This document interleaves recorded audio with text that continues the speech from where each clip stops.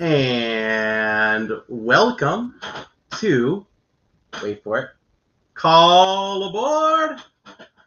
Hi. Okay. Hi, guys. I'm Ryan, and we're doing something different today.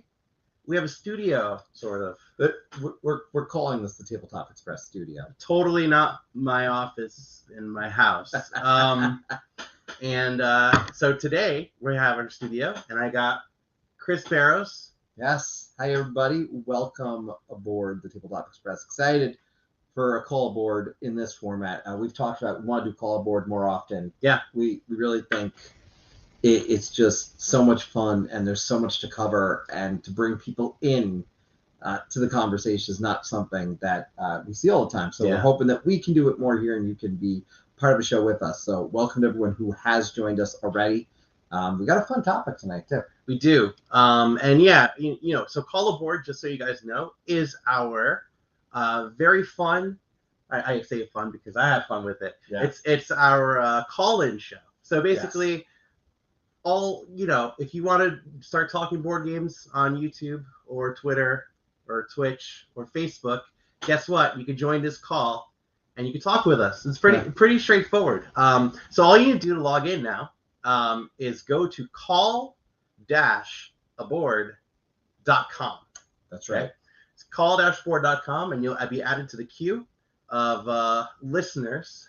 Yes. You'll join our backstage. The backstage, it's no secret we use StreamYard, and they've got a wonderful system that allows us to do that. So join the backstage, hang out. We'll bring you into the show, and it's a chance again. We stress this every time, but we want everyone to kind of experience it and come on and chat. If you don't want to be on camera, totally cool. You can do just on audio. Yeah, and we also have people in the chat right now. Brian Chandler saying, "Hey, everybody." We got a hello from Riley of your Riled Nerd. Hey. Rachel saying hi. Hi. Good evening from Ryan Clementz. And we got a hi, Chris and Ryan. Yeah, we got Danielle in the house as well. So so excited. And let's just stress, like I said, please, if you don't hesitate, jump in, audio, be a part of the show with us. All right, so you're excited. Tonight's topic. You ready? A couple of them that we'll talk about today. Obviously, the big one is Gen Con 2022. Were you there? Were you not? We were happily at Gen Cant this year. But I saved money. I got to watch other people go to Gen Con and see what they did. So feel free to join and talk about your experience at Gen Con this year. We also are going to be talking about some recent news from BoardGameGeek in regards to their GeekMarket and how it shut down. Don't worry. If your power is out, don't worry about it. If you're too laggy, we'll just kick you off. No problem. I have no problem. This is all friendly chat. So the other thing, obviously, every month, every topic, just talk about any game that you just recently played that is exciting to you. I believe there's one more portion of the topic. Excitingly enough, we've talked about doing this. We will separate this piece out. So if anyone just wants to see this in the future of this particular portion that I'm about to speak to, we'll make it its own video after the fact. But Express Take is going to be where we go through and cover a few games that we've played recently, kind of a quick take from each of us on it, and what that combined score is going to look like. I think it's interesting too, right? Because we have very different tastes. Like I think it's very different. I think it's fair to say, like if it's a roll and write, we generally speaking are going to see a higher score for me. And a lower score for me. And a lower score from you. So I think it'll be fun to see what games reach a high level, because I think it'll say something about our experience when that happens. Yeah, so I'm happy to talk reviews, This is something I've always wanted to talk, as opposed to, is this game for you? I'm going to say, if this game is for me. Yes. That's we'll be honest. But overall, this is a call-in show, and we do have our first caller. Yes, we do. On the line. And I'm saying that so he can get ready. He looks very ready. He looks very ready in that line. We're going to call him in. Everyone, you guys know him as Squirrel. You got Ryan Clementz in the house. Hey, good evening, everyone. Hi. And by the way, for those of you at home, if you hear any echoes or anything, please let us know. If there's any audio distortion, please let us know, and we'll try to rectify that as quick as we can and get this show going along. So, hi, Squirrel. Tell us where you're from. I'm from Jersey, the same place as you.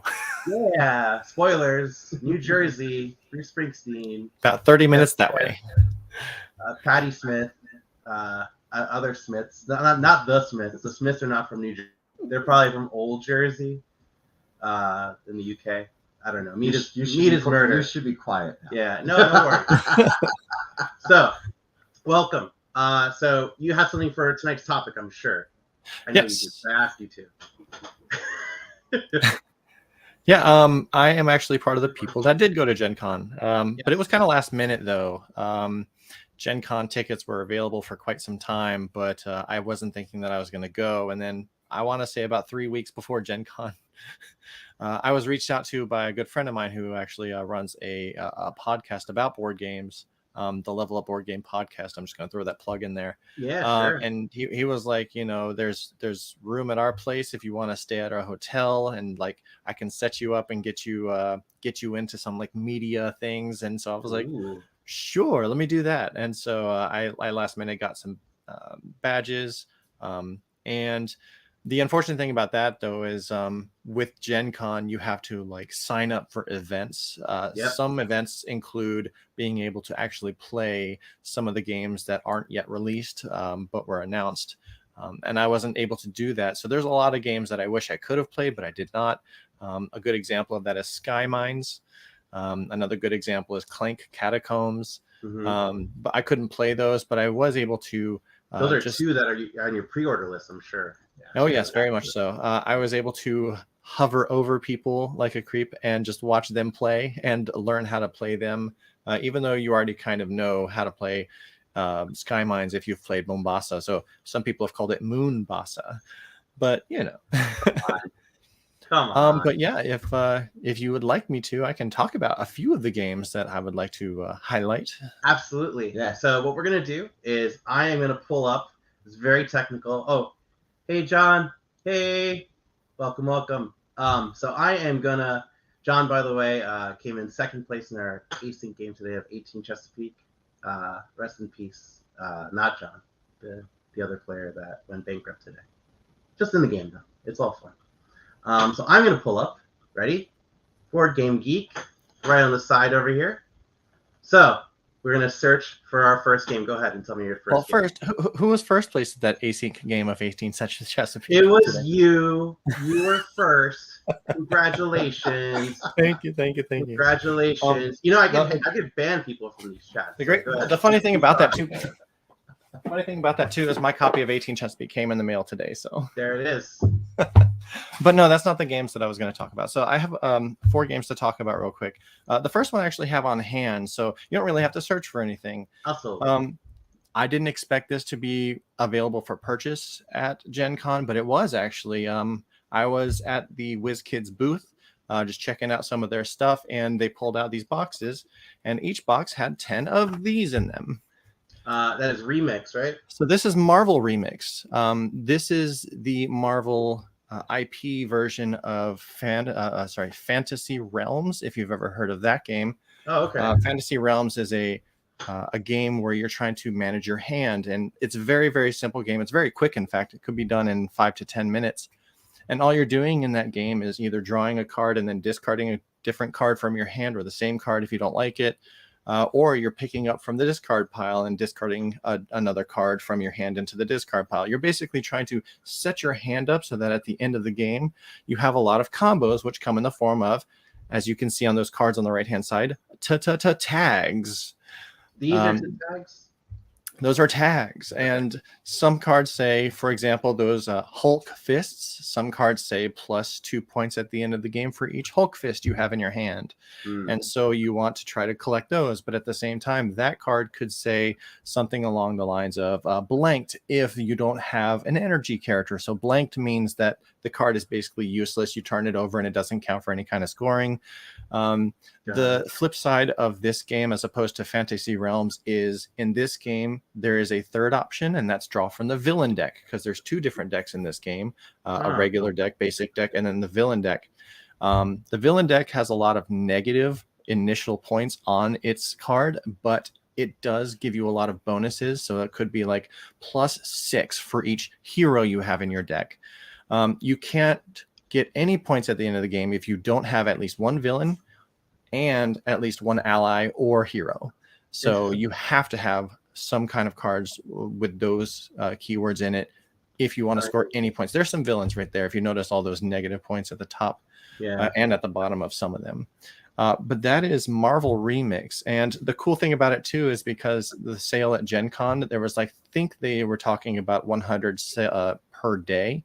So that's 4 days of 400 copies at Gen Con. Each copy at Gen Con came with a promo. And you want to take a guess at what promo this was? Don't tell me it's Squirrel Girl. It is Squirrel Girl. Oh, jeez. Of course it is. That made me happy. That's pretty funny. If anyone earns it, I guess you earn it, Squirrel. Yeah. But that was the first game in this game. That's the very important question. Yeah. That is a good one. So Fantasy Realms, if you've also played that too, they can have scores in the upper echelon of like 200, 100 something. This one mitigated it down. I've seen just a few scores that are in the 70s to 120s range. That's kind of the score that they were kind of going for in this one. Got it. But that's game number 1. Did you hear me? Is Dr. Doom in this game? Not Fantastic Four is not at its game at all yet. They're setting up for expansion. Sure. This is an expandable thing. Anything, I guess, with the Marvel IP can be expandable, I suppose, if you think about it in that kind of sense. Sure. Yeah. So the second game I have, so as I mentioned, since I went with a podcast group, they allowed me into some kind of like pre-release events, and we actually had to get a cab and take it to a hotel in a presidential suite where they had some board game tables set up with a few of the games that they were announcing, and we watched a video. And this is from AEG. One of the first games that we saw in there was called Shake That City. Shake That City? That's not what I expected when you said AEG. Please tell me this is a like a dexterity kind of thing. No, not really. I don't care. No, go ahead. So this has one of the coolest little mechanisms that I've seen in a game, like a physical mechanism. If you notice in some of those pictures, that yellow box. Yeah. Now, okay, so you actually have to craft that when you get the game, but what it is for the most part is you put a lot of colored cubes in there, and you shake it up. Like shake it up on the table. You don't hold it in your hand. You don't want to do that. You shake it up on the table, and that little push button, if you push it and you like scoot it around a little bit so it gets into place and then lift it up, it'll leave a perfect 3x3 cube grid like that you see right there. Yeah. So if you're the active player, you get to choose one of those colors. And let me explain the premise of the game though first.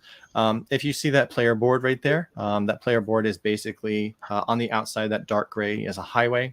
In the middle is like a park area, and then the brown, and then the gray area. You're trying to build out a metropolis, a city of some kind. And each of those cubes represent a kind of building. So red is like housing, or the blue building, the blue cube is like a shopping mall. Green is parks. Black is industry, and gray is streets. What you're trying to do is you're trying to use those cubes that are in the middle of the table and the orientation that it shows facing you. You're going to pick one, and then you're going to place the tiles in your city in that orientation. Okay. So if I was that blue, if I was the player that has the board right in front of you and that cube showed up, you would, if you pick green, you would have to do the I guess the right angle green in the same shape as that is right there. Each different tile scores in a different way. So like housing units, they give you 2 points for every different group. So if they're together, they call us, there are 2 points. Like if you have like a row of 4 of them, it's still 2 points. But if you have like one by itself, and then one by itself, and then one by itself, it's 2 points each. Yeah. And then the mall gives you points if it's connected to the street on the outside. By streets, the highway, I would suppose. But like at the end of the game, you just count up your points for each individual tile, and that's the score. It's a really light, simple game, kind of like a mix of Quadropolis a little bit. It looks like Quadropolis. I was going to ask, how similar is it? I would say it's quite similar. But yeah, that's that seems like a really, really cool physical mechanic that they have in that game. Cool. And AEG is going to send it out by next year. Maybe even by the end of this year. Yeah. Nice. That was not what I expected when you said AEG. Yeah, or the title. Yeah, I didn't expect the title either.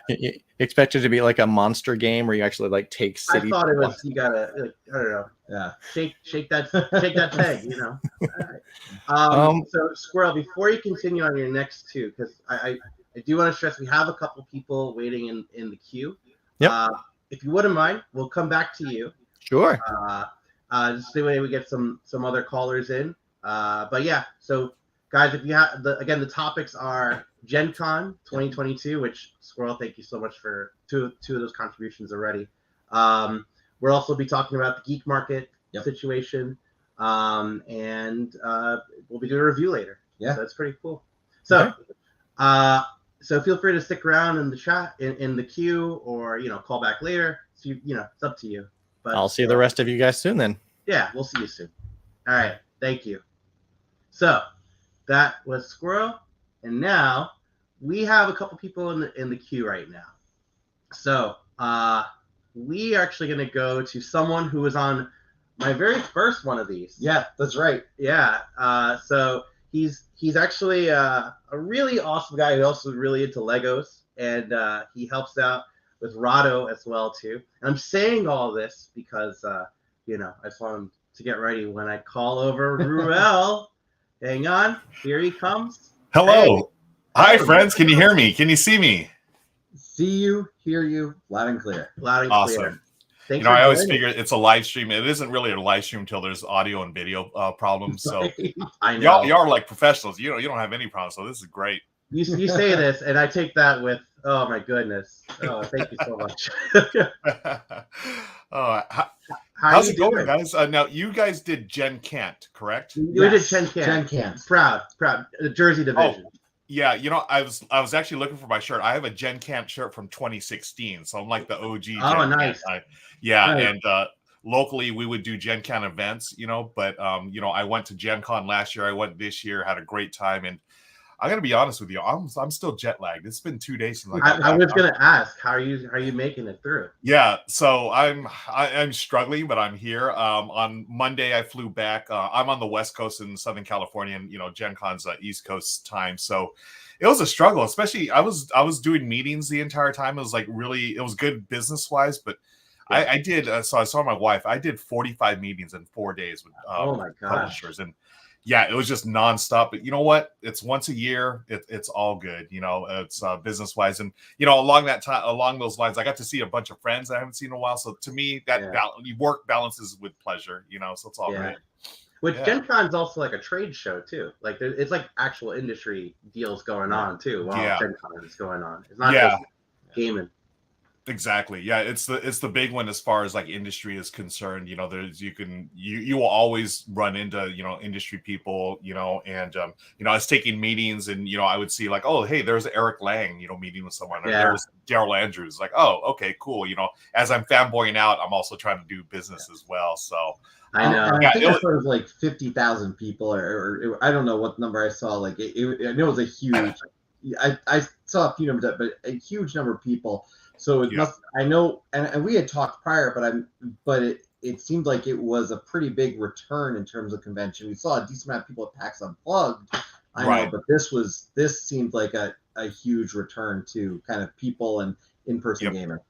Yeah, and that's the sense I got from everyone I talked to, not just publishers, but the general public, and also just seeing the stuff online.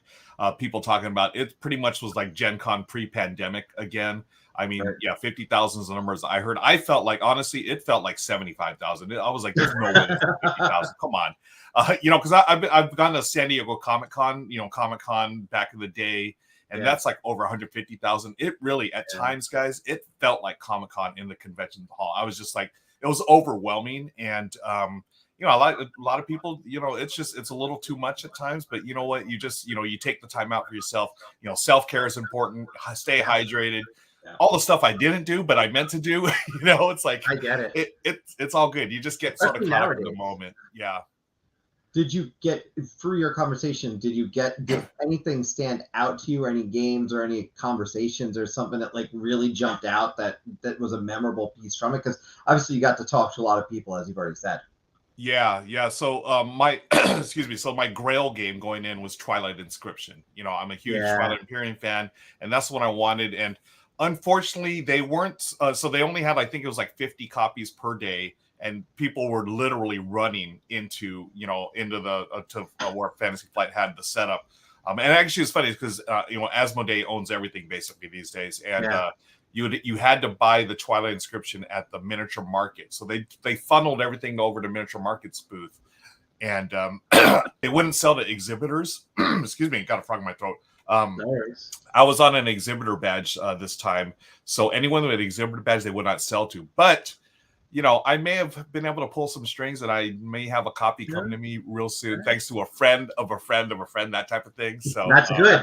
It's good to have those. Yeah, super excited to try that out. I did watch part of a demo, and my mind was blown because how the heck do you get a 8-hour game into a roll and write? And it's just, it seems like it works, and there was like four different big old sheets, and you got your player sheet, and you have all these different factions you can play. I mean, it's seriously, I think it is Twilight Imperium, the roll and write. I mean, there's Mechaltal Rex as you're looking right there. Oh my goodness. That's the one that I'm really, really excited about. So, I mean, are you a big fan of Twilight Imperium just in general? I am. For the longest time, I'd want, like any gamer, you hear the stories, it'll take all day. It's insane, blah, blah, blah. And it was always on my bucket list to play. And it wasn't until I think 2018, my buddy Jake Michaels, I met him on the set on Geek and Sundry.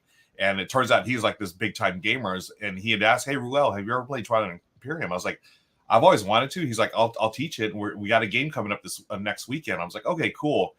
And I was not, I was prepared. I knew what it was about, but at the same time, once you're in it, it's like, okay, yeah, this is definitely taking at least 6 hours. And, I won my first game, go Universities of Jolnar. And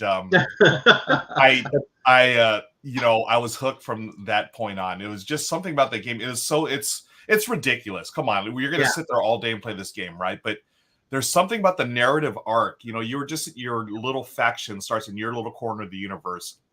You build up your fleet, and all of a sudden you're wheeling and dealing, making deals through diplomacy, and eventually there's that. So we have this saying in my friend group. It's Twilight Imperium is only a game to 10 points. That's all. It's a little filler game to 10 victory points, but along the way, you're going to eventually backstab someone, that's just part of the game. So we always say friends till 5, so once we're on the 5-point mark, it's okay, now time to start sticking each other in the back.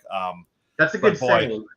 Yeah, it's so good. And so right before the pandemic, in 2019, I made it my goal to play that game 10 times in a year. And I was really happy that I was able to complete my goal before the pandemic. I had so many epic moments, and I'm looking at the picture right now. It's like, I see. You want to play it again, right?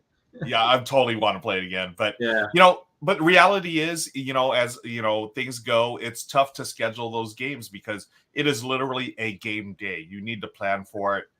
You need to plan for sandwiches. You need to plan for your nap breaks, or at least for me, my nap break. And it's a full day. So having Twilight Inscription now, it's going to be a similar game, but 2 hours. And the thing that blew me away, you can solo Twilight Inscription. I'm like, oh my gosh. I saw that. Yeah. It's is solo. Yeah. I'm all about it. There's not a lot of votes, but yeah. But I'm definitely curious. They didn't teach the solo game at the at the demo, but I'm all about it. So yeah, that was my number one. There's a bunch of other games I came across, but I was happy to at least see that it was a reality, right? Because there was a couple of years there at Gen Con, people would always joke around, "Oh, Twilight Imperium, the roll and write, ha ha ha." And then this year it's like, wait, this isn't a joke anymore, man. People are serious, and It is an accomplishment, though. Like when you, as you said, when you think about that, you take something that massive. So really, now no one has an excuse. They turned that into. I always say, my question about the main game of that one has always been, because I've never got a chance to play it, is how much table space does it really take up, and do I need to buy another kitchen table? But I will eventually play it. It's a fair amount. Yeah. To be fair, I fit Western Legends on my table. Before. Yeah. And Western Legends takes up a chunk of table too. Yeah, but this one you want to play with 6 for sure. Right. Twilight Imperium, you definitely want to play with full. Definitely want to play with 6. Like it's one of those games that really the more players the better. And Western Legends, I think I was always surprised how much table space that game took, because close. I feel like it's probably the same amount as Twilight Imperium when it comes down to it. And it's just it's a I'd argue you want 5 on that one too. I'd argue you want 5 on that one, but you can't have anyone who's just disinterested and stop giving a crap. Oh yeah, it will ruin the entire experience. So yeah, totally. Yeah, but other games that I'm excited about, like AEG. I think I forgot who was on right before me. Was it Squirrel? Squirrel. Yeah, he was talking about the Shake That City from AEG. Yeah. I had a chance to preview that back in March at Dice Tower West. That was a fun game. I really liked it. The two that are most pumped from AEG. So I'm just a big AEG fanboy. I just think ever since they made the decision to like produce fewer games and just put all their development into a few titles a year, best decision ever. And I'd love to see more companies do that because the quality of the stuff they put out now, I mean, it's all like I'm always a fanboy. I'm just excited. So the one of them that I got was That Old Wallpaper. Wallpaper, isn't it? That Old Wallpaper. Oh, not Battle Wallpaper. I thought it was Battle Wallpaper. Sorry, Battle Wallpaper would be a very different game. Wallpaper. I'm excited about this one just based on the designer alone, Nathan Thornton. He's done two really cool games in my book, and this has nothing to do with his other games, but he's the designer of Medium and also the designer of Green Team Wins, which is fantastic. Both those games are awesome party games, and this is actually not a party game, so I'm interested to see how that this one plays. But besides Twilight Inscription, the one I've been pumped about the most, and it's from AEG, is Ready, Set, Bet. That game, have y'all heard anything about that one? I have not heard of Ready, Set, Bet. It is, so again, I got a very early peek at this. Oh, no, I have. I'm sorry. This is the John D. Clare one. Yes. That's all you got to say. John D. Clare, I'm there, and I got to preview it earlier this year. It's a real-time betting game, and I've been telling people it's going to be like party game of the year. It's so good. It'll work with audiences who are non-gamers and casual gamers. Like, I'm totally bringing this to my to Christmas this year, but it also has enough for gamers because there's like asymmetric abilities. There's different things you can do that make it a little more interesting than just a standard betting game. Yeah. And we got to preview this at the content creator thing. Like AG had a meetup where they would bring in content creators and they'd show off all the new games. And Vlad over there at AEG, my buddy there, he's like, "Hey, Ruel, I know you're excited about this game. You want to give the pitch?" And I just impromptu, I just gave like a 2-minute pitch on how much I love this game. And it's so good. Yeah, Rachel says, my new saying, John D. Clare, I'm there. Yeah, I love John D. Clare games. And so they actually have this thing. So one player is rolling the dice, moving the horses. Everyone else is betting. There is a variant where the person moving the horses can also bet, but it's in a different way. But however, they have an app that's coming out. I don't know if it's out yet, but the app will roll the dice and tell you what horses are moving.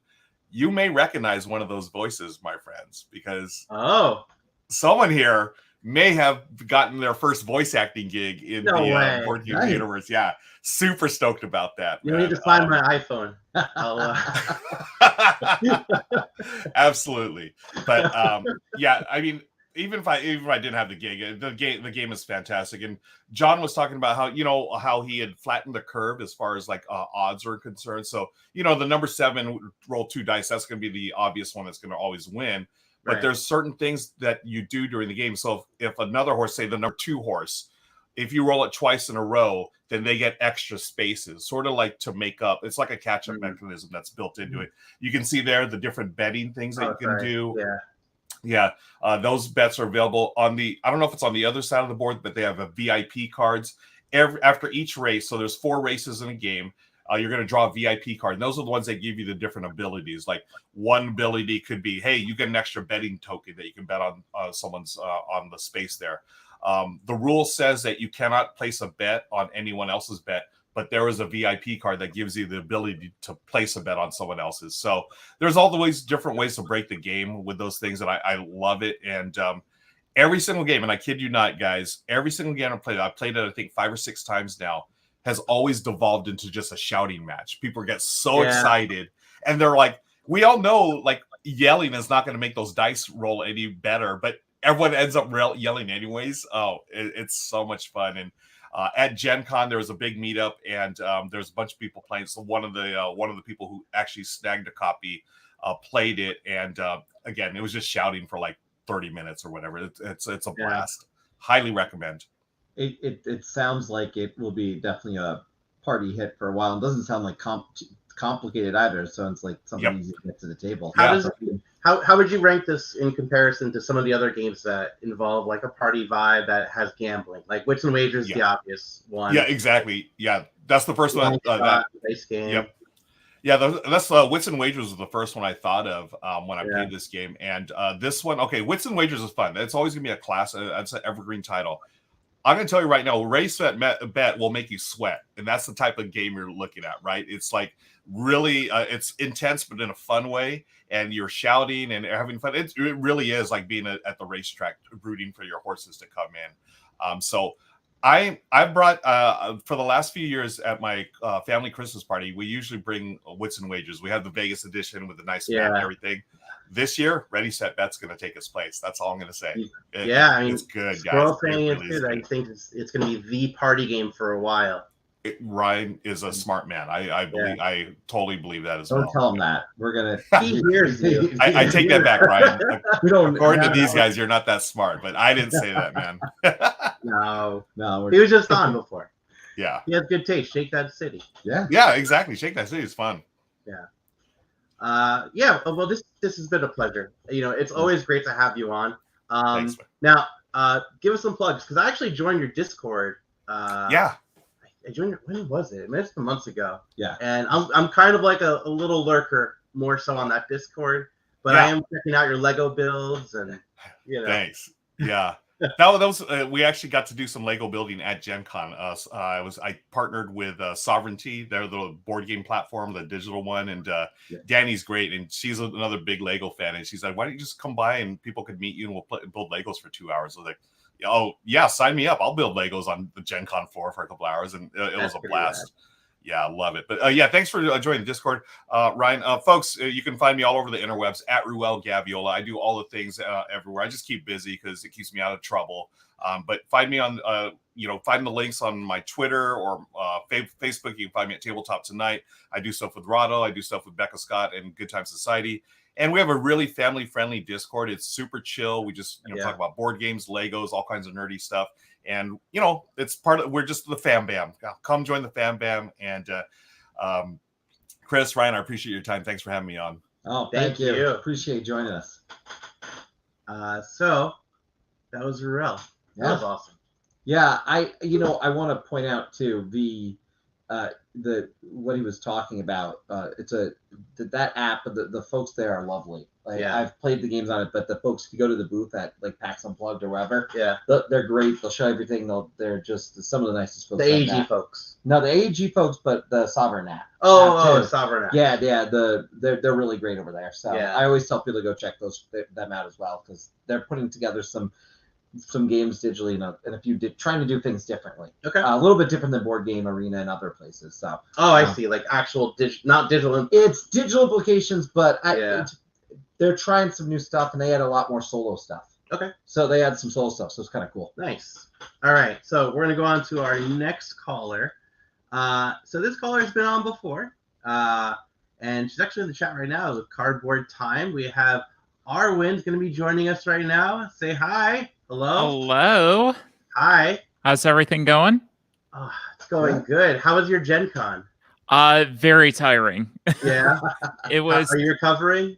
Yeah, I'm still recovering, and I didn't even have a flight to get on. I just drove for 5.5 hours, and everything was good. I was home, and I'm still recovering from it. Yeah. So, where are you coming from?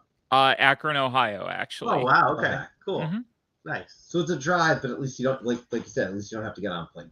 Yeah, and airports and I usually aren't friends too much, and I've got to get on a plane to go to Atlanta at the end of the month for Dragon Con. So nice. It was nice to just be able to drive to the convention. And I think PAX U is going to be the same. I think we're just driving this time. It's a nice advantage with driving for a board game convention too, because PAX Unplugged, I would say it's fair to say, is our home con. Yeah. But you can bring games, pick up games, and just throw them in the car. It's not trying to get them on a plane, which that's a whole different beasts I don't really want to think about personally. Yeah, you can sell like $260 worth of games in the math trade and flea market. You know, like I don't know who would do that, but 2 gigantic Chip Theory bags filled, and I got rid of all of them. It was my shelves are thanking me for that. So nice. Well, now you got to fill them up. That's the rules. Oh, I right? did. Okay, good. There you go. They thank you for a little tiny bit of time, and then my girlfriend actually came with me this time, and she made the comment, you know, you got rid of 2 bags worth of games. Why don't we have more room in this car? And I said, well, there's inputs and there's outputs. I said, you know, you get some games and then, you know, you sell some off, but overall it was net out, which was good. You know, but I feel like I got some quality in over quantity. Yeah, well, good. So why don't you tell us some highlights from Gen Con? I'll pull up the old BGG. We could talk some games. Yeah, or whatever. Yeah, I mean, just you know, first of all, the people. It was so great again to be at conventions. I know I keep saying this on my show, and you know, anybody that'll listen. Seeing people at these things is what really makes conventions great. Being able to go and interact with people, and you know, make new friends and see old friends. That's really what it's about. I can play games anywhere, but you know, the people are all in one place at this thing, and that's what really made it great. The first game that I want to talk about, and Ruel actually stole my thunder on a couple of them, because I was up at the AEG booth as well, and Ready Set Bet is amazing. That's good. But Deal with the Devil by CGE. That's the one I want to talk about. Tell me. It's amazing. So I am a huge fan of Alchemists. Me too. Thank you. And it's completely underrated. It's such a underrated game. 100%. And Ray, who also streams on the CGE Twitch channel, who I'm friends with, completely agrees. She's like, it's such an underrated game. I don't know why more people don't talk about it, because it is really so well done. So the designer, Matus Kotri, hopefully I'm pronouncing that halfway correctly, basically took a 8-year hiatus. I think Alchemist was 2014. And all of a sudden, they're just dropping this game on us before Gen Con and saying, here it is. And my friend Jamie Daggers on Twitch, who is my co-host quite often, basically was on stream with Ray when they announced this, and they said, we've got a limited amount of seats to demo this. And we did get in for a game of this, and it is incredible. It is an awesome game. The gist of it, I can kind of sum it up pretty easily. You have 2 players that are basically villagers. You have 1 player that's a cultist, and then you have 1 player that's a demon or a devil. The devil gets a lot of resources. The cultist has 1 or 2 of these soul fragments and some resources, and then the regular townsfolk have all 3 pieces of their soul, but they don't get a huge amount of resources to start off with.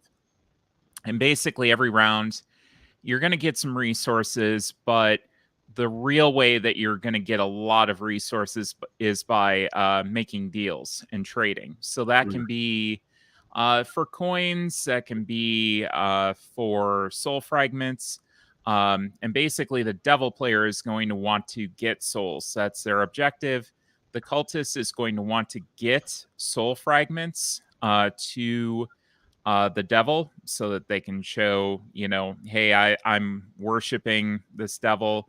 And then, you know, the regular players are just trying to build up their city through these cards, and they can kind of spend their souls to get really, really good deals.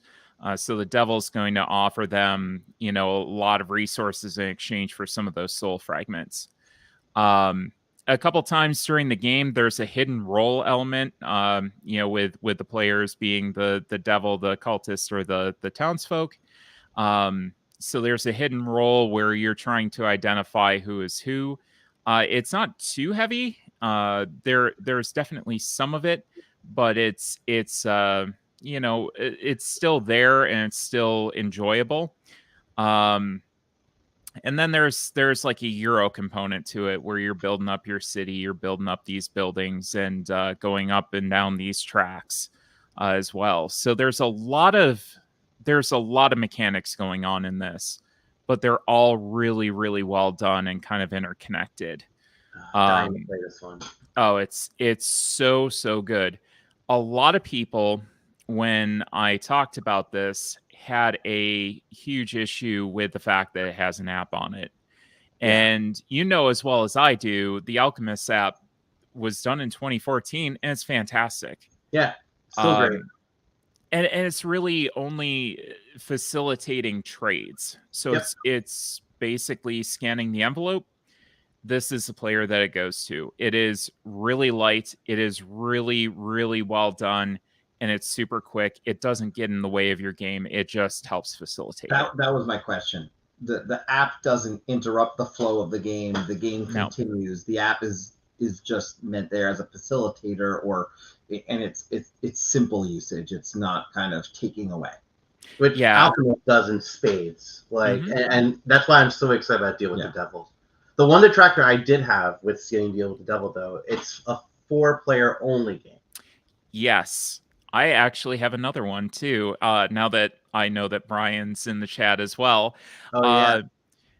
There is a color blindness issue that I did bring up when I was playing the game. There is a big color blindness issue between red and green on a couple of the components.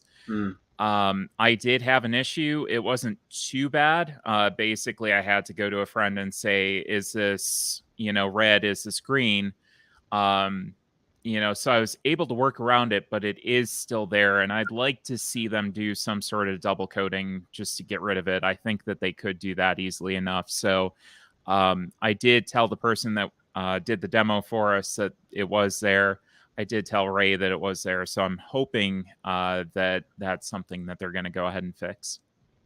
That's good to know. And he did ask too if Alchemist is colorblind friendly. Yeah, I think I kind of had the same issue. I was only playing 2-player at the time, so we were able to go and use, I think it was yellow and blue at the time. But if you're going to add red and green for a 4-player game, there's probably going to be some issues. Yeah. That's, oh man, I'm so jealous of you. I will give my soul to play this game. He's been, he will sell his soul apparently to play because he's been talking about this. Because a long time we've been talking on the channel about doing a video series where we talk about designers who only put out one board game. And we were going to call it like the Oscar Wildes of board game, basically. And this and I don't know how to pronounce it either. Matt's coterie was my number one because Alchemist is such a stellar design. And where is other games? I've heard that he was also one of the developers on the Through the Ages app, specifically with the AI. That's what I heard, which is awesome because the AI in Through the Ages is phenomenal. It's really hard to win that game against the AI. And it's such a well implemented game. That was the thing. Talking to Jamie, she said, I really want all the CGE games. And I said, well, don't buy Through the Ages physically. I said, just get the app. The app is great. It takes care of a lot of, quote unquote fiddly bits that you're just able to streamline right through the app. And I think it's a fantastic implementation. But yeah, they're on it. And it would not surprise me if he was one of the people that worked on the AI. Yeah. That's so cool. Was he there? Man, I want to just meet him and bring my copy document from the sign. I did not see him. I legit have like a Fantasia hat for the start player marker in my copy of Alchemist. And I have like pens inside that are like look like brooms. Like I love Alchemist. I'm now predicting that because he's talked about us playing Alchemist sometime now within the next month. Oh, you would love Alchemist. Well, I'm sure I will. Yeah. But we've talked about it now. In the next month, it's going to hit the table just because of this conversation. Yeah, it should. That's what I'm saying. It's going to happen now. Just be ready to go to sleep like right afterwards because your brain's going to be fried. Oh yeah. It gets better after more plays for sure for that. But yes, it's like. Mr. Coaster's here, by the way. Mike, sure I say hi to Mr. Coaster. It was good to see Mr. Yeah, Coaster. Mr. Coaster in the house. Someone who we will see at PAX Unplugged for sure. Brian did ask how many costumes, board game wise, I do have. That's for a whole separate discussion. I have quite a few. You saw my Dracula. Yeah, so. The Dracula one. Everyone's seen that one, right? And yeah, bitterly better after more plays for some people. I got it. No worries. I'll still invite you to play Deal with the Devil, Squirrel. Don't worry. I'll still invite you. You'll hate it, but I'll still invite you. No, he might like it. He liked Alchemist at first. Yeah. It's just that he was persistent. So last year, Alchemist was part of my 10x10, and Squirrel played like maybe 8 or 9 of those games. And by the end, he was just like, I'm sick of this game. Like, I never want to touch this thing ever again. Like, this is awful. I thought I had it, but now I don't. And I'm Squirrel, I'm sorry. I'm really sorry. You don't have to. I keep telling him, you don't have to put yourself through this. Like, no, send the invite. I'm like, all right. I do have to ask you, and one, thank you for popping on, obviously. So glad. It's awesome, I have to say to everyone tonight, to see people popping in the queue, to have multiple people in the backstage area. It's really great. If anyone's interested, pop into the backstage. We'll promise we'll get everybody through. I got to ask you, what was your overall experience? You talked about this a little bit on Twitter, so I just wanted to hit on it. This was a little bit of a different experience. You came into this with that kind of creator side, right? And you're still, obviously the hobby is still alive and well, right? But what was the biggest difference from your experience this time? And obviously, you've kind of delved into a little bit, but it seems like in the long run, everything really did come back to the relationships for you, even on that kind of creator side. Yeah, it was really funny, and that relationship has evolved over time. A lot of it, when I started going to conventions, it was 2016 Origins. That was my first. This was actually my first Gen Con. Oh, wow. But I'd been to plenty of Origins. I'd been to PAX U. I'd been to some smaller cons. And, really getting into it, you're looking at, wow, this would be awesome. I could get free stuff. And then as you kind of go and you form some of those relationships with people and you see this, just how small some of these companies are that you think are just so huge, you see the people behind the companies. And that's one of the things that I like to touch on a lot, is the fact that no matter who you're dealing with at a company, it's always a person. Yeah. And you start to form these relationships with people, and you start to, really get to the point that you just want to go out and have dinner. Tim Vernig from Thunderworks and the Thunderworks crew, and Jamie and our partners all went out to grab some beers at Metazoa Brewing, which was fantastic. It's just like, after hours, I met up with Andrew Chesney from Chip Theory. And these are people that I looked up to in the industry. And all of a sudden now I'm just hanging out with them, playing games, and, just having conversations. I mean, it doesn't even have to be around a board game anymore. So it really was interesting going to a convention, and not really focusing on the games, really focusing on making those relationships and keeping them, really kind of feeding them and, making new ones. Yeah. Well, Tim, by the way, great. Tim's been on this channel, probably one of the people on the channel in terms of guests. Yeah. He's been on 2 or 3 times now. Tim's a great guy. And I've worked that booth before. I was teaching cartographers, actually. I'm sure I'll probably teach cartographers at their booth again in the future. So that's a good crew. Great crew. You're hanging with a good group there. So no, really do appreciate you, I guess, coming on and sharing some of that. And you made his day because you talked about the one game I really wanted to see. That's awesome. Well, I'm glad that I could do that. You did. Knocked out of the park. Can you tell everybody where to find you though? Yes. Because I know we saw earlier Brian was talking about listening through one of your most recent episodes, but you're putting out some great stuff, so I'll make sure people can go find you. Yeah, so I am at cardboardtime.com is the website. Twitter is at cardboard_time. Instagram is at cardboard_time. The podcast is the Cardboard Time Podcast, anchor.fm/cardboard time, and basically any place that you can get a podcast, we're pretty much on. So that is our socials. I do want to plug, speaking of Brian, we do have an article coming up tomorrow. I did my first board game modification. I might leave the game that I did, up for discovery tomorrow. So go to his site and check that out tomorrow. But I had a great time doing it because it was a game that I had trouble with from a color vision perspective, and really, really helped out and kind of changed my perspective on how I treat my games. And I'm not afraid to mark things up, to help myself out anymore. So nice. And Mr. Coaster just added Cardboard Time to the podcast list. Perfect. Before I let you go, though, I do want to mention that Brian is actually on the queue. Yes. So I'm going to have you interact with him just for a moment. I'm pulling him up right now. Get ready, Brian. Get ready. Get ready. Prepping. Get ready. In 3, 2, 1. Right there. Brian's in the chat. Hey, greetings, everybody. How's my audio? Am I coming in okay? Coming in okay.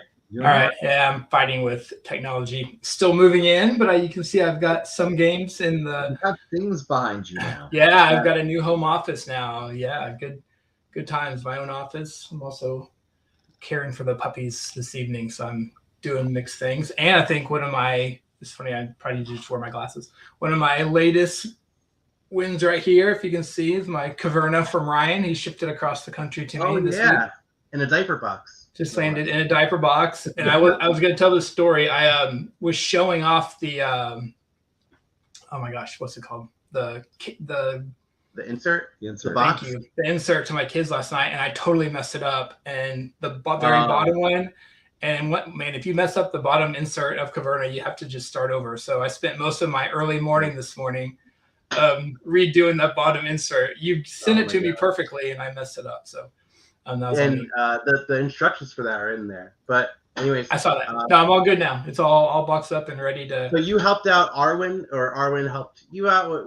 No, Arwen wrote the article, so I'm just the publisher on this one. Arwen did the work. I don't know what to say. I did very light editing, but this is definitely Arwen's.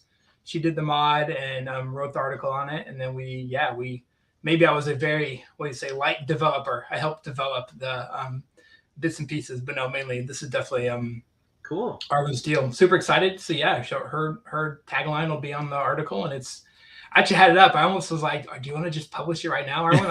I could hit the button right now and we could all see it. But I think we'll make you wait till tomorrow. So yeah, go tomorrow. Okay. Colorblindgames.com is the website. So and you'll see us. We'll both be posting to each other's stuff, but you'll see us both on Twitter. Posting it tomorrow, and probably multiple times. Video after the fact for you, so people can find it when it's 2 days later, and this is not tomorrow. Yeah. Absolutely. Because time travel. Excellent. All right, I'll see you later, Arwen. All right, thanks, guys. Good to see you. Later. Good to see you. Okay, so Brian. So I'm happy that, by the way, that Caverna went to a good home. I hope you enjoy it for sure. I'm excited to give it a go. So another thing that came in today was my Norwegian expansion to A Feast for Odin, which I haven't had a chance to play yet, but I just got it today from the big Game Nerd sale from a few weeks ago, if you guys remember that. I got that. I also got the Star Wars Rebellion expansion, Rise of the Empire. Have you played Star Wars Rebellion yet? I have not. No, I did the same thing though. I bought the expansion and an insert before I played. I almost bought the expansion, and I have only played Star Wars Rebellion like 2 or 3 times, but I love it. It is never leaving my collection. If it gets played every 3 years, fine. Like So here's what happened. My wife got me Star Wars Rebellion for my birthday, which is in April. And then we also, as you two know, house hunted and then bought a house and then have moved. And then my son graduated high school and then we're moving the kids into college next month. And so life has been extremely hectic. And so I haven't, but she and I were just talking about, once the rain comes back here in the Seattle area, which will be pretty soon, once the kids are in college. And now I can announce I just bought a new board game / dining room table that's going to go in our dining room. So we're looking to get a new dining room table anyway. And that's awesome. We ended up buying Jasper for BoardGameTables.com. If you've seen that, we got the long one. There's kind of 3 sizes. We got the longest one they have, which I think will also be good for like side by side. You could actually play 2 games on it, or my wife does puzzles sometimes. So I think it'd be a good fit for puzzles as well. Nice. That's awesome. Yeah, so that's all the non-Gen Con. I did not go to Gen Con, but I did follow it quite a bit on Twitter. Yeah. And had 2 games that kind of came to mind. They both happen to be from Flat Out Games. Those who know me know that Flat Out crew, Sean, is here in Seattle. I say here, I actually moved away from Seattle, but I'm still pretty close. The first one is Fit to Print from Peter McPherson. Okay. Peter did Tiny Towns, if you all know that one. He's fantastic. Also happens to be colorblind. I didn't do that on purpose, but it is true. He was on the channel too, was he not? Yeah. He's been on a couple of times, right? Yeah. He's been on a couple of times. He was actually on a really great conversation kind of about that colorblindness conversation. And he's one of the first creator corners, honestly, back in the before Espen times. Wow. BE. He's awesome. Yeah, the BE times. One of his kind of sad story, he literally tested positive for COVID day 1 of Gen Con, and he was there. So he ended up staying in the hotel for a day and then driving home early. But people I know Wormholes is also out. I haven't played that one, but I've heard some about it. That's been out for a bit. That was a Gen Con game also by Peter. But Fit to Print was cool. So Fit to Print. That's on my watch list, Brian. That Wormholes, I'm telling you. I've literally got a tab on this iPad here about Worm. I was hoping someone would talk about it because I don't really know much about it. I know. I'll do my 2 and then feel free. I think Wormholes should be a discussion if you want. But Fit to Print, I actually haven't played this yet. I don't know much about it from just seeing a couple of videos and the photos. It's a real-time game, which isn't normally my thing. Anybody who has any kind of accessibility issues or limitations, real time is kind of painful for that sometimes because you can't pause and say, hey, what color is this? Or blah, blah, blah. But because it's coming from Flat Out Games, I know it's going to be colorblind friendly. All their games are colorblind friendly. And I've had a chance to kind of interact with them and help them make sure they are too. And if there's ever any kind of questions on that side. And then, of course, Peter, the designer, literally being colorblind makes me think it's even more so going to likely be colorblind friendly. But essentially, I don't know if there's any good photos on BGG, but you're essentially making the front page of a paper is the idea. Cool. I feel like it's got maybe some Galaxy Trucker kind of vibes where you're grabbing stuff from a pile and trying to make your newspaper. And then I don't even know how it scores. So I'm going to do it. I'm not doing a good job describing this game. And I didn't have any idea. Cool, yeah, I think it's going to be pretty neat. Yeah. Oh, man, maybe there's a website. There's no website here. I always say check Twitter because there's plenty on the Twitter. There is a website for it. Give me 1 second. Let me go to the Flat Out. I used to work on a newspaper in college. It was fun. I used to throw newspapers. I was a paper boy as a kid. Nice. There's I'm in a. In here, Oh, okay, so I'll pull up Twitter. Yeah, unfortunately, speaking of technology fails, I wish iPads and tablets worked with StreamYard, but unfortunately do not. So no, this is good. Gotcha. Skip for all right. If you don't find anything on that, Fit to Print. Yeah. Oh, it's there. Yep. Go to those hashtags. Look at those images. Let's go. We got this one. There's this one. Let's see. We got components here. Yeah. Looks like that's the booth itself. Yeah.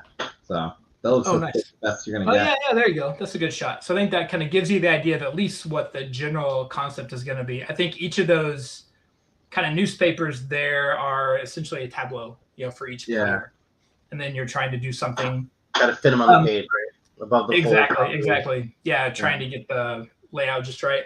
I did hear from the team too that there is a non-real-time mode. I think there's this. Well, there will be a solo mode. They always have a solo mode. That's usually pretty good. So that's fit to print. The other one I also don't know. This one they just announced kind of right as it was getting started. Also from Flat Out Games. I'm actually going to drop a link in the chat because I'm not sure if this has anything. This is called Point City. So this is a thematic follow-up to Point Salad. And I didn't know how to say this on Twitter, so I never did, but I actually got to play this. There was an event a few months ago. Beth Sobel was at my friendly local game store in Seattle signing that set of cards that she made, the playing cards. I can't remember what it's called now. Okay. I don't know where mine are. But it was kind of ended up being like an industry event. So Sean was there, Joseph, who designed Fantastic Factories, and Sean Stakovich and I played a very early prototype of Point City. It was not ready, but it was cool. And I hadn't really, Sean always is carrying Ziploc bags of prototypes, and I had no idea this was even close. I thought it might have been, who knows, months or years away, or just something he's been noodling on forever because he has a bunch of those. But it's really cool. And if you go, that link that I sent, I think goes right to their page. If there aren't any, there's probably not any good photos. Where'd you send the link to? Oh, I stuck it in the YouTube chat. Oh, I should have put it in the stream yard. Sorry. No, it's okay. It is. Don't see it there. Weird. Okay, I just put it in. Oh, I see it. There we go. Yeah. Okay. 1 sec. Technical. Copy and paste. Yep, okay. And so you can see thematically, or at least style-wise, it's using the same kind of art style as Point Salad. It's got the same idea where there's, what you can see there is the front of the card, and then the back of the card has some level of information. It gives you some hint on the front. And it's kind of like a little city builder. You're basically in a grid, kind of like, well, I don't know. Has anybody played Verdant yet? I got to review Verdant last summer. I'm still waiting for my copy of Verdant. So kind of similar idea. I think Point City is like a 3x3 grid, maybe 3x4, where you're doing different things and collecting. It's a set collection game similar to Point Salad, but some really clever, it's Flat Out Game stuff. So very clever little mechanics, pretty easy to learn, but then you play it 100 times and still not feel like you quite got it. And what I like about it, kind of like Point Salad, is the best player doesn't always win, right? There's definitely a luck element to that I think is cool. So, yeah, that's kind of my two main ones on my list. And then I was going to announce the article, but I like that Arwen was kind of leaving us all to wait a bit. So, yeah, give it about 12 hours, probably fairly early tomorrow morning, for me at least. We'll have that one out the door. And, yeah, look forward to seeing that. And then we've been toying with the idea about doing, and I want to talk to Arwen about this too, of doing some live mods. I've got a couple games I need to mark up. I haven't done my West Kingdom series or games that I have a really hard time playing. And I need to come up with a good strategy to mark those up. And then Sagrada I still own and can barely play that one. So kind of keep those two in mind. So yeah, keep your eyes open. We'll probably be at least either writing about those or maybe considering some video content as well. So cool. Yeah. Well, you know where you can come when you talk about accessibility on video. You got it. We're good. Very good. Good. Thank you guys. Thank you. Oh man, this is fun. Yeah. Well, I stress. I know we've had some people join. Hopefully I always say hopefully it makes people feel comfortable about popping on. Yeah. But feel free to join as is on the screen now, call-aboard.com. We'll pop you into our backstage area. So very easy to do that. And we'll be doing this, at least once a month, if not twice a month. So hopefully we're working on a regular schedule. We'll see. When it comes down to it, we do it every week if we could. Let's be real. Yeah, we have other things, so Like, well, hey, my baby's 2 months old now, so that means she could take care of herself, I believe. I think that's the point when they could take care of themselves. She's our video producer now. Yeah. We transitioned her. Change the light. Yeah, just go on the stool. Oh, I didn't disappear. Sorry. The object permanence is not just there yet. You know? So let's bring back Squirrel, and then we'll go right into our reviews. Yes, well, let's go right into our express take after that. And then if anyone wants to join us after our express take, you may have some comments after you hear what we have to say. So we will welcome anyone back at that time. So he's been waiting patiently. I'm bringing him right back. There he is. There he is. I'm enjoying the stream. I'm not only waiting patiently, I'm enjoying everything I'm hearing, and remembering everything that everyone was talking about at the con and seeing it all. It was it's really good to hear from people who actually played the games that I couldn't, what they are, and it got me really interested. So, are you going to do Deal with the Devil with us? Oh yes, I've been. Okay. I didn't actually find it as many times as I walked the con. I didn't necessarily find it. I don't know if it was in one of those special areas where you had to get a ticket to play it. I'm not sure, but I did not see it. And thank you, Mr. Coaster. Yeah, they are growing up pretty fast. Yeah, they are.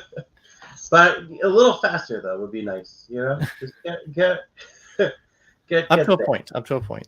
Yeah, my kid's already 3, and we're like, slow down a little bit. Oh yeah, that's true. Yeah. So you had 2 more games you wanted to talk about. Well, it actually turned into one. Okay. So yeah, it was. So the other one was Ready Set Bet that was talked about. Oh, nice. I was really excited because when I was playing a couple of other things at the AEG meetup, there was nothing but yelling and what's that word, hootenanny going on in the background.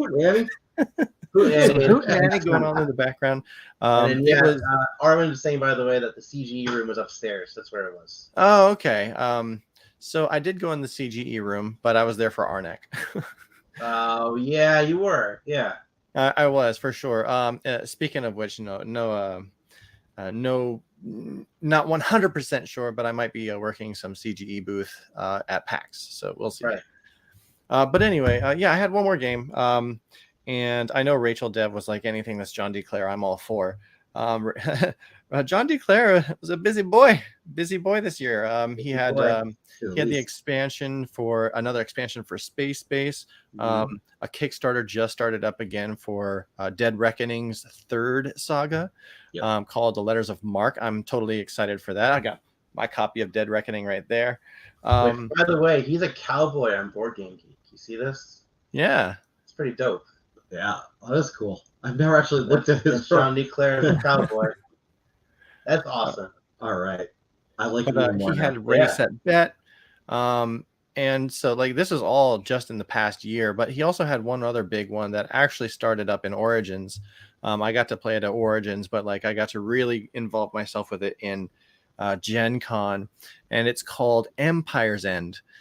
Empire's End. If you are any fan of Space Base, then think of Space Base and No Thanks having like a kid and the kid growing up to be better than their parents, which is what you want from a kid. You want your kid to be better than you. But in this game, it is incredible because if you click on that 4th picture, by the way, the one, right there, this one. So the game starts with that board right there. And what that is a time tracker. By the time there's a token that goes on the start, and like every round it goes forward 1 and that thing happens. In this case, the black is a disaster, green is income, red is a battle, and the gray is kind of like a rebuild period.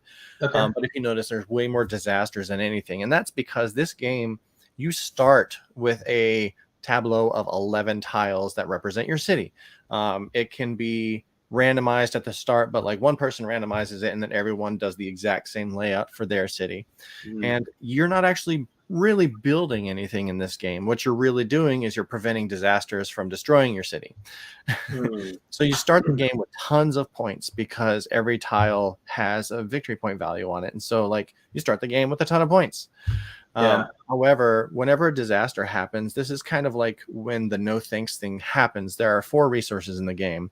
One of them is stone, one of them is food, one of them is attack or swords, and the other one is coins. Now, coins can be a wild, but a disaster will happen, and it'll have 2 things on it. One of them is the resource that it would like, and the other one is some kind of recompense on the bottom of it. What I mean by that is whoever takes that card, the location that is shown on the card, so each of the tiles is numbered 1 through 11, and let's say the card that comes out says 10. Well, your number 10 building is pretty much going to be destroyed if you take this disaster card. So if you take it, though, your number 10 tile, wherever it is, you flip it face down so it's destroyed. So you're not going to get those points at the end of the game. But on the bottom of the disaster card is some kind of bonus or recompense that you can slide under another building. And that increases or does something for you in a beneficial kind of way. If you don't want the disaster to happen to you, the resources that show on the disaster, when it comes to your turn, you can either take that card and deal with the disaster, or you can pay that resource and put it on top of that card or near the card, whatever it is. And you keep on going around and around in a no thanks kind of pattern until somebody decides to take it. Not only do they get the card, but they also get all the resources that are on it as well. And there are a couple things. If you notice, there are some green tiles. Those are I guess those are income tiles. So yeah, down here. The tiles in the buildings basically that are in front of people. So go to the left or right. Yeah, there you go. See that green one up there? There's an axe. That's the weapons. So if the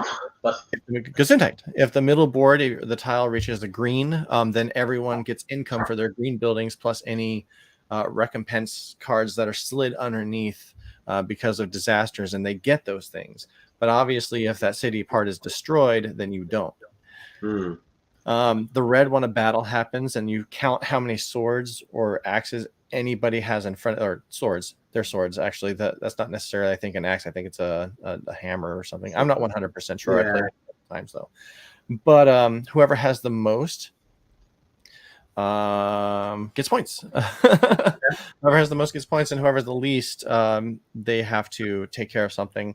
And the browns are the way that you can get buildings back sometimes. So brown changed the layout of your city. If you notice in the tile on the very bottom right-hand side that your camera is slightly over, that is a way for you to swap the places of 2 of your city tiles. And another one is whenever that brown happens, if you have any destroyed cities, you can spend those hammers or I forgot exactly what they are. I think they're hammers. You can spend them tools to rebuild that part of the city. So this is also John D. Clare, and I think it is a magnificent mix of like trying to really think, is there enough resources on that tile for me to deal with this problem and have negative points, but at least I have all these resources to stop something else from happening. And if you look at the board too, in the middle, if you scroll up or down, there are some places where 2 disasters at one time happen. So that's really, really difficult to follow by. The middle board, sorry. The middle board. Oh, right here. In the middle board, if you scroll up, if you go towards the end of the board, there's 4. It doesn't show it there. This must be another copy of it. When we had the board, there were some places that had like 2 broken structures representing 2 disasters happen. Maybe it's a player count thing? I believe it's 2 to 4. I'm not 100% sure if it's a soloable thing. It possibly, no, I don't think it can be because of the no thanks kind of bidding mechanic. But yeah, this is 2 to 4 currently. Rachel's saying it's coming out in 2023. Yeah. There we go. But this is the number 1 game that I think I found at the con that I'm going to pick up. Nice. Besides a couple of the obvious ones like Sky Mines, as I mentioned before, and Clank Catacombs, which is my actual number 1. I think this is one of the newer ones that I didn't really know about too much of that I tried, and I absolutely must have this.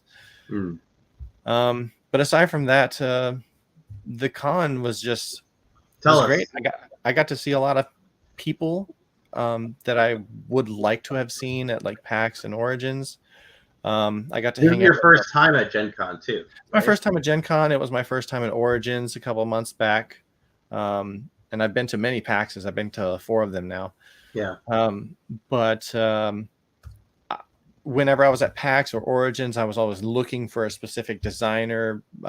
So my favorite designer, by the way, is Ryan Laukett, and I managed to meet him at Gen Con, and it was great. Got a picture taken with him. He signed some of his tiles from the game that he had, the games that he has. Yeah.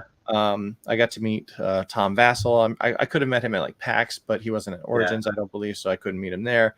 But I brought, just to be on the safe side, I brought like tons and tons of promos that were represented by certain people, like the Tom Vassell promo or the Rodney Smith promo. You know, you were just asking me if he got promos. I'm like, yeah, I did say. I said, I wondering if you got any promos. Oh, yeah, I got a couple of promos. Do you have like Tiny Towns or Space Base? No. Tiny Towns. Oh, he had Tiny Towns. Oh, yeah, I got Tiny Towns. So at the AEG event, by the way, they have this. So you were talking about Peter McPherson. So this is a promo for specifically Tiny Towns. According to them, it was only going to be given out at Gen Con during those events to those people, and that's it. So I don't know. And there's also a very, very, very powerful space-based promo if you've ever played space-based before. This one lets you activate all other blues and turn it around. If it's on red, it lets you activate all of your reds. Oh, wow. That's pretty powerful for space-based. Very, very powerful. I've only done space-based online. I did get a ton of promos. I played the physical copy of space-based, but I played a lot of online. I got many promos, and I also got a few things for you guys. In fact, Espen, I managed to get you a signed copy of Mirroring of Mary King by Jim Felly. That's right, which is a review copy. Oh, yes. Really yeah. I just wanted to preface that, yeah. But yeah, I said hi to Jim for you, and I also went to Thunderworks, and I said hi to them for you as well there, Chris. Oh, yeah. Second time, Tim. I had actually just tweeted Tim because he was sharing that this was live and highlighting Arwen at the time, and I know that he got a nice shout out here. He's going to shout that they're a great group over there. I can't say very much about that. We will actually have a conversation on here at some point about cartographers with the expansions. They came out too because I do need to Tim did send me for review some copies of the more latest, the last 3 expansions. Right. So we've got some of those to look at. Well, there's like a big box coming out now, right? Is there? Well, I have the oh, you have it. Okay. I have the big box. Now these are the different ones. Got it. The previous ones, there was a volcano, which is my favorite one probably, but this new one has some different stuff in it, including like one which is like interconnected islands. Okay. And you have to actually connect the islands to be able to play on the next one. Yeah. So you've got to it's neat. They've really, mind you, that game, and I think you've played a Squirrel, but I don't know if you actually have cartographers. But the neat thing about that one is you can also make your own maps. Yeah. So I love that game. It's in my top 20. So cool. Either way, those were some of the big things that I enjoyed at Gen Con, especially the meeting the people and like playing with, people that I know and have just a lot of fun with. And speaking of that, I hope to see you guys at PAX Unplugged so we can play all of the things that they announce at Eschen. Yes, you will. We will be there. I definitely want, well, you already know what the game I want to get if they have it at PAX Unplugged. They probably will. What's that game? No, I forget about it. Deal with the Devil. Deal with the Devil. Deal with the Devil. You just talked about it. I did just talk about 20 million times. I'm sure we'll find a 4th. Yes. We will. And may the 4th be with you, sir. So, pleasure. All right. Take care, guys. Later. And now we are going to be going, well, before we go on to that, we do have a handy way to join these chats now. Yeah. So if you go to call-aboard or call-aboard.com, you could directly be added to our queue. We can pull you in. You don't need to be on video if you don't want to be. You can just be on audio and just call in traditional caller style. You'll look like this basically. Is there anything where you could like hide this? Is it like this? It's like like that. You'll look like this, like a floating head. Yeah. So that's what you'll look like. They'll be kind of like MODOK. Really. Oh, MODOK, yeah. You could be MODOK. Yeah. Which is kind of cool, right? That is kind of cool. I mean, he's a bad guy, but that's all right. Still cool. It's all right. Okay, so we have 3 games we're going to review. Yeah. The format, we're gonna wing it, but right now it sounds like overview, opinion, talk, number. Spoilers, though, my ratings are actually on the BoardGameGeek page, so You could try to avoid it, or you can look at it and kind of see what I'm going to say. And then we're going to start with the oldest release to the newest. So we have Watergate, followed by My Father's Work, followed by Vengeance, Roll and Fight. That'll be the order. Okay. Sound good? That is a fair order. That sound good? Okay, cool. And this is full-on review time. So let's talk about Watergate, which I really like. Yeah. So in Watergate, it is a 2-player game, and how it works is it is an action event game similar to Twilight Struggle, but it's 30 minutes. So what's going to go on is on your turn, you're playing a card either for its event or for its numeric value. And what you're trying to do is, if you're the editor player, because it's editor versus Nixon, it's Watergate scandal, right? If you're the editor player, you are trying to pin the conspiracy board, and this is the conspiracy board. It's great.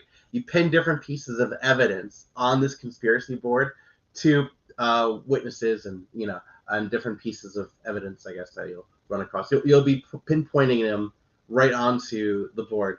And when you do that, if you make a connection between Nixon and 2 pieces of evidence, the editor wins the game.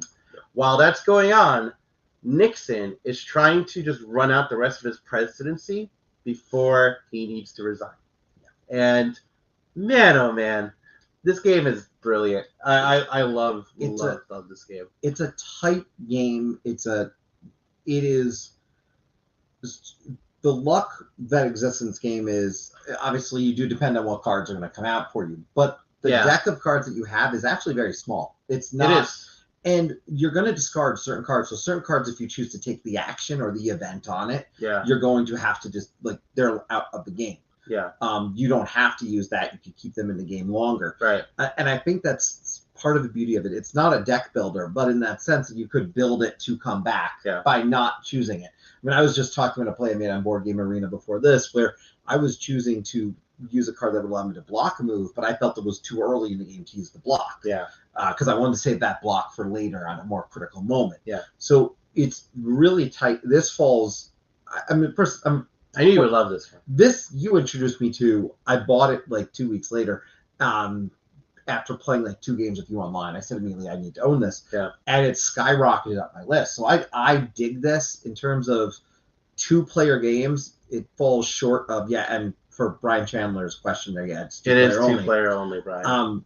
For my take on this, I mean, it's very high in my top 2-player games. Yeah, and it's asymmetric, right? Yeah. So you're playing as either Nixon or you're playing as the editors, and you're kind of doing the same thing. So what's going to happen is pieces of evidence that. So hang on, let me show you the board. Yeah. So this board on the right that has the 0 and 1, 2, 3, 4, 5. What's going to go on is if any pieces of evidence, which are these like you see the green, blue, and yellow tokens, those tokens, when they slide down the board, if they ever reach the 5 spot on that track, they are going to go directly onto the board. And if there are the editor's pieces, it's going to go face up. And if it's Nixon's pieces, it's going to go face down. And if it's face down, it's blocking different pieces of evidence. You'll see right here. Here's an example of how the game is going. So see, the editor has their pieces face up. Nixon has theirs face down. The color indicates what part of the board they're going to go onto. And it's effectively like a route connection game. Except really one player is trying to connect and the other player is trying to block. The game at the end of the round, which is when both players are out of cards, whatever pieces of evidence are on whichever side of the post-it note, they are also going to be added on to the board as well too. And let me tell you, if the tug of war of this, I really, really love. Because what's going to go on is when you're playing these cards, you're either playing them for the event, which is usually pretty powerful, and a lot of them, when you play it, it's gone for the rest of the game.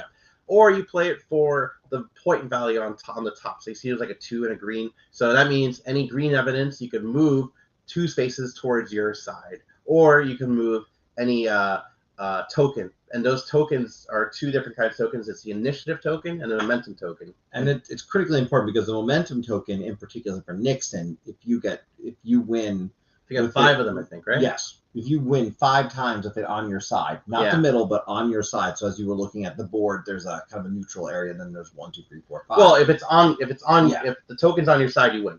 Right. Like if you have 5 of them, you win. Right. So if you were to win that 5 times, you would win the game. Yeah. But the editor gets special perks at the 2nd, 3rd, 4th, and 5th time that they get it. One allows them to flip over a card on the evidence board. So I best describe this as I came into a game the other day where it came down to the last turn. Someone on their turn, we had a back and forth final round. I played in a rematch with them right now. Flipped over an evidence, and they were able to just barely get 1 evidence card over. Yeah. They were able to flip put another evidence on the board, and they won only because they were able to flip one over. Yeah. And so, really great game. I rate this really high. Yeah. I really high. And Mr. Coaster is right. It is really interesting. A multi-use card offering some good strategy, historic info, and setting is great too. And absolutely, the rule book, at the end of the rule book, they talk about each individual card and the history behind it. And here's the thing. If you like this game, right? If you like this game, you really should try some of the big brothers of this game. It's like 1960, The Making of the President, Twilight Struggle, a lot of these games that share that DNA, like Watergate took that and just brought it down to something that is very approachable with a unique theme that just works so well. So we rate this very highly. Do you have a number rating? Let me pull it up on I'll tell you mine. I'll tell you mine. It's 8.9 right now. Really high. Borderline 9. This is inaccurate because mine is actually, I had another one because I compared Targi before I came over because this is not as high as Targi for me, but this was a 9.0 for me. 9? Yeah, because my Targi is like a 9 point something insane, but this was a 9 for me. Yeah, I think Watergate is a phenomenal game. If you do want to try it, if you play primarily 2, definitely try it out. You can get it cheap now. When this game came out, I found out through this game actually through Watch It Played. I watched Rodney Smith's video and I was like hooked. So I pre-ordered it from Cool Stuff Inc. That's how old this game was, or Cool Stuff was still pretty relevant for pre-ordering games. And man, I love this game. And the designer Matthias Kramer. He also designed Rococo, which is a phenomenal game as well too. If you like this, definitely check out Rococo as well too. All right, so now we are going on to our second game of the day, which I believe was My Father's Work. Yes, My Father's Work. Now I will say it's going to be hard to top that kind of combined score that we just had. That's good. That's good today. That would be hard to top. So I don't care what game you throw. All right, I want to preface this. I am a big fan of like Universal Studios classic monsters. I love like that whole Frankenstein motif. You know, Fury of Dracula was the game that brought me into the hobby. You know, I love classic monster stuff. So I was very tempted to back My Father's Work, but I chose not to. You ended up buying a copy. Yeah, at the local game store. I saw a copy at the local game store, decided I gave you a call, basically said, do we want to try this? Right. I mean, and images. Go ahead. Yeah, and we decided, we're going to try this out. Yeah. We're going to do this. We're going to give this a shot and see what we think. Right. It heavily app-based game. The app was not out at the time when I actually purchased it. Yeah. We had to wait on the app. And so I want to stress that I came in with high expectations about the app. Yeah. I think because it was not out yet, I felt like, okay, they're polishing this up, etc. So I think that's important to stress before we talk about it, because that was my mindset going in. Yeah. So My Father's Work is a worker placement game that is designed by T.C. Petty III from Renegade Games. It plays in about 3 hours according to the box. So expect more time on your first play for sure. It took us longer. And then what time did we start? Was it 10 to 2 we played? 10 p.m. to 2 a.m.? Yeah. I think it was about a 4-hour play, I'd say. Yeah. I'd say. It was I think it was longer. Because I came over at 9. We started teaching at 9, playing at 10. So it turned into and I probably left at 1:45. Yeah. So it probably was about 3 hours, 45 minutes of play, but there was an hour key. Yeah. So if you are playing My Father's Work, just know there is a lot of time set aside, a lot of time for this one. The rulebook even suggests if you want to break it up into different games, there's ways to save your progress so you can set it away and come back. But you probably want to play through the whole thing. So how the game works, you want to give an overview? Because I gave the overview on the last one. Yeah, so with my father's work, there's 3 scenarios. You're going to pick the scenario you're going to play, and you're going to go through the setup. Yeah. You're going to pull up the app to help you with the setup across this piece. There's some general setup that you're going to do. And they're going to go through the app, and they're going to tell you everything that you're going to want to do with a little bit of story behind it. I say a little bit of story. There's a lot of story behind it. There's a lot. Prepare to read. For us, when we did it, I will stress the app was not reading out loud to us, so we were reading everything. The app wasn't really reading to us. Yeah. The intent, I believe, was the app was supposed to be talking to us, but sometimes it did, and sometimes it didn't. Sometimes the app had voice acting. So the game has a very heavy story component, and there is like a lot of things written out. And I think out of all the times we read things, only 3 times through the entire game, I feel like it talked. I think it was only. It's about 2 or 3 times, yeah. Yeah.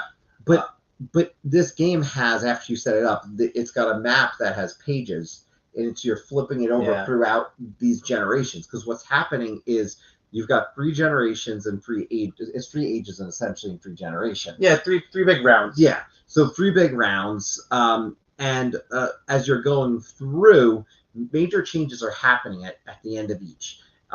So you're going through the 3 rounds, and then a new generation takes over, and you're going to go through 3 more rounds, and then a final generation. Yeah. So as you're looking, the maps are going to change.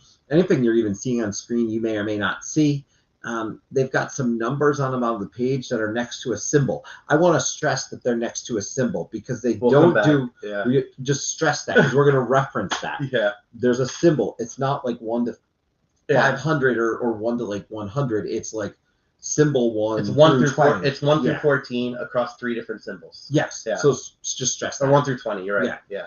But you are able to go to all these locations. You have different types of workers. You've got the wife who can go anywhere, but you've also got a piece, and then your partner, your partner, your spouse, however, and you can pick your pieces. So if you want a certain piece to be your spouse, you're going to be able to select that and put the base in. Yeah, the base, which I think was really awesome because I think that's just so important to kind of allow that selection piece. Because not all games do that. Sometimes they just say, "Here's your spouse," and it's this whatever character. So at most, you're going to have 6 workers in this game, right? And your workers have different bases, and those bases are going to determine whether they go onto the central board, your individual player board, or a combination of both. Yeah. And it is very worker placement-esque.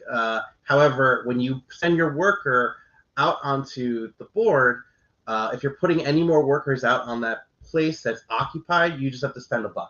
Yeah, that's all you have to do. You spend $1. So it's not truly like worker placement, like you put and you block like Agricola style. This is a bit friendlier worker placement. But you can put multiple workers when you go out. So you could go out for the first time to place and put 2 workers. Yeah. You do have a worker who in particular cannot actually leave. That person that can only be placed within your particular manner. Yeah. So there again, you'll have certain restrictions with each of the pieces. But again, you can control which figure is which, so you can kind of shape your story in that way. And I give a lot of kudos in that to the fact that you can shape that story. The primary thing you're doing in this game, just so you know, you are workers going out, collecting resources, trying to fulfill these different experiments, which are just recipes. The left-hand side indicates any prerequisites it's going to need. So the prerequisites will either be a combination of either resources, or there's different tiers of experiments. There's like level A experiments, level B experiments, and level C experiments. And you need to have discovered, like if you want to do a level B experiment, you need to have level A completed in your tableau. If you want to do a level C, you need an A and 2 Bs completed in your tableau. And you can only carry, it's important to stress, you can only carry so many of those over in a generation based on what you've done. So you are going to be limited. So each time when you get to that 2nd and 3rd generation of your family, I was joking we could call it my grandfather's work because we're doing the 3 generations. Yeah. So what's going to happen is there's 3 rounds, and you're effectively a generation, right? So you complete the first round, and then you pass on part of your legacy down to your next generation. So you discard all your resources and discard all of your completed experiments except for one. Except for one passes along. You also have like a storybook. You see on this left-hand side, this is like the story. Sorry, it's not called the storybook. It's like your notes, right? Yes. You have it in notes area, and the further along you're on your notes area, you pass that along to your future self, I guess. Yes. Like your generation, and so they could refer to it to get discounts on resources. So you could be up 2 spaces on the green area. So that means when you are time to when it's time to complete an experiment, you have a discount of 2 green. That's effectively what it means. There's also some additional bennies that it'll give you on the very top. And in the lower abyss, you've got ways that you can expand your knowledge, which are really cool. You start with the storage shed, but as you go along, it gets more and more expensive to add them. Right. So you do want to add them, but it starts to become more and more expensive. And they offer a lot of interesting powers. I had one as an example that for example, allowed me to move a certain piece that only could move inside my manor outside of the manor, which was really impactful for me in the game. At least early on. In the long run, it didn't help me that much because I'm pretty sure you kicked my butt. But it did. That's okay. But here's the thing about this game, and I think it's important to note.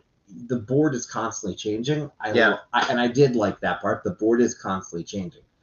But we have to talk about the fact you are using an app. So, let's talk about that. So, how do you use this app?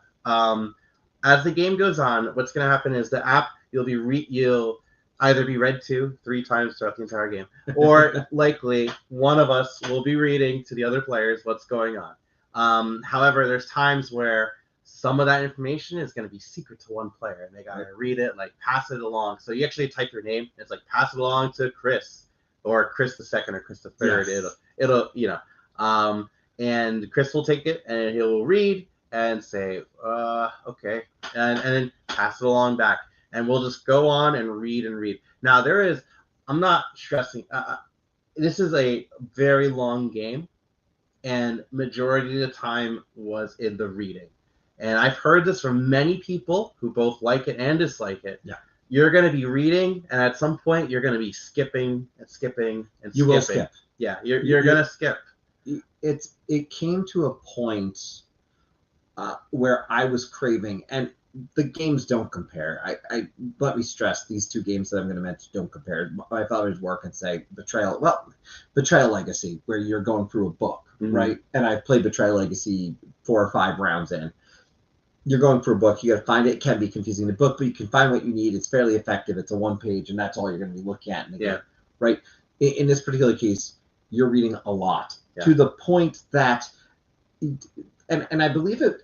I've heard it from multiple people. You've heard it from some larger time. Tom Bassel himself said, and I know Tom loved the game. Yeah. But it comes down to the point you skip over, and did the story really matter? Was almost a question for me at this point, because I just wanted to take the next action. Okay. Because as I told you as we were playing, I actually love the modular concept of the game. I thought if this wasn't an app or almost legacy style in a sense, it's not legacy, but it is in the sense that you, I guess, can only play it so many times before seeing everything. Yeah. If it was modular, I think I would have been enjoying it better, because maybe here's the mode where this is the modules that you're doing, and you're using this town setup, and and then it says change to this setup, and you just change the setup. I think if I was more focused on the actual playing the game in that sense, I would have been having a better time. But we spend so much time trying to get the app to work, and that's the thing. So let's get to that. Can I quick shout out to EC Iggy there? Betrayal Legacy, stop killing me. I'll hit more on that on the table in 2 weeks, okay? Because I will be talking about this, but I will just for Iggy say, he died a few times. You'll be going to this town, and again, the spots that you're going to throughout, you're changing. The towns are evolving, but the buildings are pretty much the same. Go here, get this. Go here, get this. Go here, get this, and move up on a track. Go here, get this, and spend $1. And this is it's for how long this game is, and I'm going to start getting to more opinionated things now. For how long the game is, it is not interesting at all. It's not.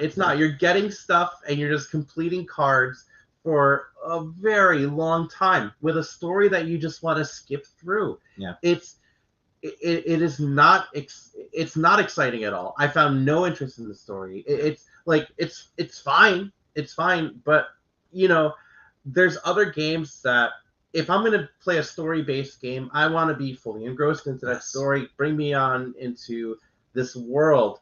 But you're combining that with a completely bland collect resources and use them on cards. And it just took me out of it completely. And I just wanted the game to end. I was so frustrated playing this game. And bringing back the page numbers, right? You have pages 1 through 20 of 3 different sets.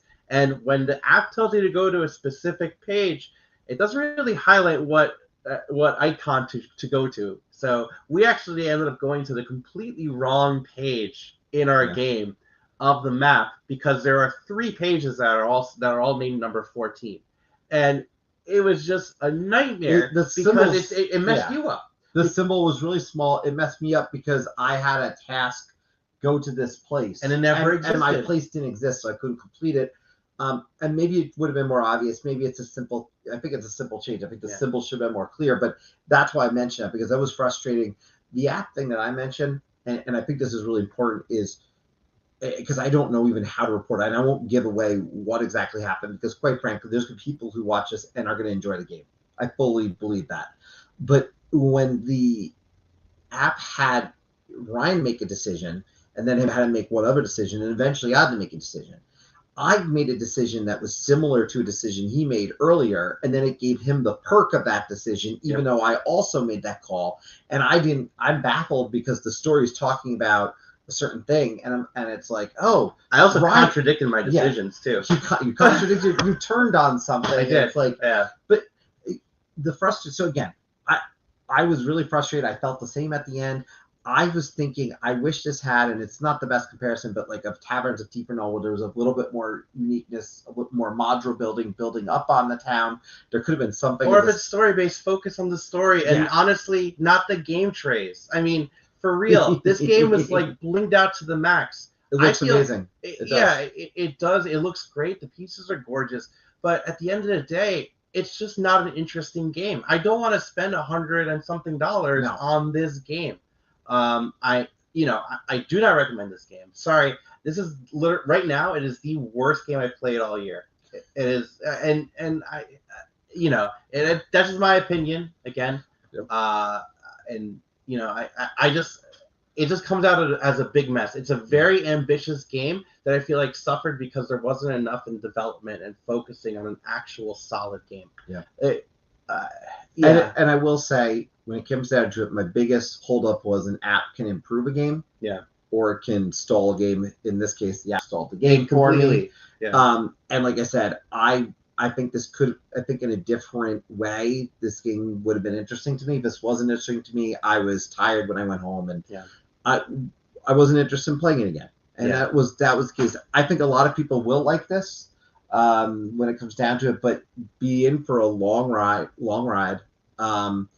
And the first game will be long. And be ready to get into the story, and hopefully you're into the story, because I will say they clearly wanted to create a great story. There's my rating, by the way, 2.04. My rating was a 3. So I think the only game I ranked lower than this on my rating scale was Lost, the board game. So Lost is still the worst. Just the board game. I love the show. So again, full disclosure, we both actually bought it together. We split up the costs. So because we both really wanted to play it. We did. And again, I wanted to really like this game. I love that aesthetic. I love that classic monster vibe. I mean, look at it. It looks that tells me Frankenstein. And like, not for nothing, I don't really care for the Abomination Frankenstein board game, but that game at least feels a lot better. I want to stress that when you talk about story, it reminded me, and the reason I brought up Betrayal Legacy is you got into a story together in that one at least. Yeah. So like that one I got into a story. But it doesn't have to be that way. There's plenty of solo games out there that have excellent stories that you get to fully engross yourself and jump in and dive in and really feel like you're actually being pulled in. Quite frankly, Rise of Fenris, Scythe, has a straightforward, simple story. The twists in it are simple. They're a little paragraph, and that's a great little story that happens. Fenris is a fantastic game if you've never done Scythe, the Fenris specific version, which is campaign of sorts, and it adds more to the game. But like that's the same thing where it was a page or two that adds the value. So you don't need. I applaud ambition. Certainly, I do too. I wish I liked this, but I can't say I did. So, the next that's my father's work. Hooray! but our next one you introduced, which was I did Vengeance Roll and Fight. Yeah, I'm excited to talk about this one actually. Vengeance Roll and Fight. Let me stress. We said this earlier. Ryan's not about the roll and write. I'm not a roll and write guy. It's not. I'm a roll and write guy. Yeah. You are not a roll and write guy. So we've been very close on our first two. Yeah. Which I find really interesting. Really close, I should say. I mean, literally less than a point between them. Yeah. You introduced this one. It is based off like the game Vengeance that I have not played and you have played. Yeah. I think that's an important qualification to this. Let me take the wheel on this then. So Vengeance, not Vengeance Roll and Fight. Vengeance is basically a Kill Bill kind of board. It's revenge flick in a box. Okay, if you want to play like go in and you get wronged by some gang, and then you gotta go through montages and then beat the ever loving snot out of like a group of henchmen, like Kill Bill or like Death Wish or Taken or any of those like those classic revenge flick movies. This is revenge flick in a box, and I love Vengeance for solo mode. It is a fantastic solo experience. It's one of the best solo experiences I've played. I think I included it in our top 5 solo board games with me, you, and Danny. Yeah, but you got right, John Wick. You could be kind of pretending. Yeah, it's kind of like a John Wick. Exactly. It's that vibe. You go in, you roll dice, and you use those dice to go pew pew pew, like you go slash people, and start punch, shooting, kick, and whatever. move and charge and do all sorts of special moves and take wounds, but you're okay. You move forward. And the solo mode actually has different objectives for each character, which is really, really cool. So I was excited to play Vengeance Roll and Fight. Faster Than the Brave one. Yeah. Got some good movie suggestions now. Keep putting revenge flicks in the revenge flicks. flicks. There's a really cool one from Sweden called they call her One Eye. That one's really good.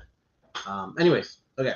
Vengeance Roll and Fight takes that DNA from Vengeance and puts it in a roll and write, right? A roll and fight.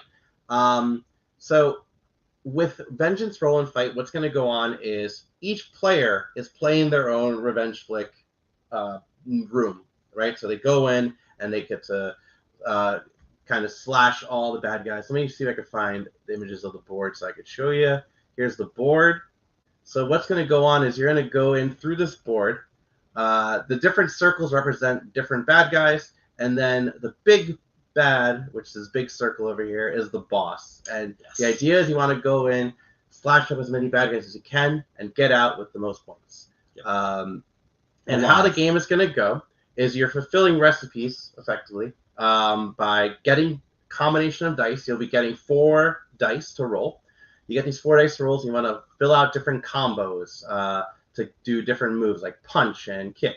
And you'll also be doing charging and that sort of thing. Yeah, here's the actual gameplay. You see up here, there's the dash, the punch, the fire, and the charging. You have to take those matching symbols of dice. You put them, so once you have a matching symbol, matching set of whatever is there, you put it above the recipe. And after you do, you draw back up to 4 dice, okay? Now, the thing is, what's going on is there is a central pool of dice for all the players, and it's a real-time game. So when you have less than 4 dice, you are grabbing from this central pool, and the game is over when everyone's allocated all their dice. The round is over. There's 4 rounds too. and then you use those points to, then you resolve your things. So after putting all the recipes down, then you resolve like movement. So you do the dash, the punching, the shooting, the charging. You do all of that across your room, and then you resolve any sort of negative effects that may happen based on people that are still alive in that room. And you get any bonuses that you may have uncovered. We know that you'll be able to have you'll be collecting items and abilities throughout that are going to be on these boards. Oh yeah, well. so down here you actually will be able to upgrade your abilities. You'll have better abilities. Like look, there's a knife throw. It's pretty cool. And you'll also have items as well that will give you like benefits. But effectively, you're drawing these red dice as quick as you can from other players. And the player who, I guess, has the most points wins. And you get those points by how well you did on your board. Yeah, and it obviously is real time, which will not be for everyone, and I recognize that. Right. This as a real time, it has a solo mode, which is fun, and I enjoyed the solo mode. I did play the solo mode. I played the solo mode. I enjoyed the solo mode. As a real time game, I quite liked it. I don't always like real time games. In this case, I found a lot of fun because even though we were in our own little universes, we're not fighting each other. Right. The resources were all there for it, and it depends. You do 2, I think it was 24 dice. So the amount of dice is going to differ based on how many people are playing to balance it. Yeah.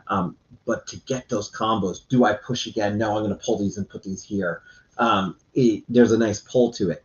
And you're getting 4 dice to roll. Let's stress this: 4 dice to roll. As you get wounded, you might only get to roll 3 dice. So you do really have to make some conscious decisions. I should really heal myself to get this back up for my next round.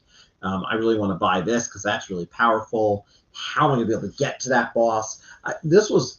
It does have some pretty good decisions, for sure. Comparatively for a roll and write, too, especially. Yeah. There was some really good decisions for a roll and write and for a real-time game. Yeah. For a real-time game, I felt I had to make a lot of important decisions very quickly, and it was fun, but they were tough decisions. Yeah. So for me, this game was a lot of fun.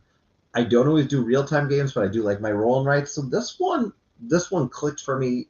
It had the combination for me of the theme, good use of the dice, and the real-time worked. It's not a game that I was going to be bust out every time because I'm not busting out real-time games all the time. But as a fun game for there's not a ton of the take that in this game, if anything, is, oh man, I want to get more dice before they run out. That's the take that. So for me, this was great because it wasn't take that in a traditional sense. And it's quick. Yeah, it is quick. That's a good point. We learned it and we played it in a half hour, right? Yeah. Like it was, and that was with a learning game.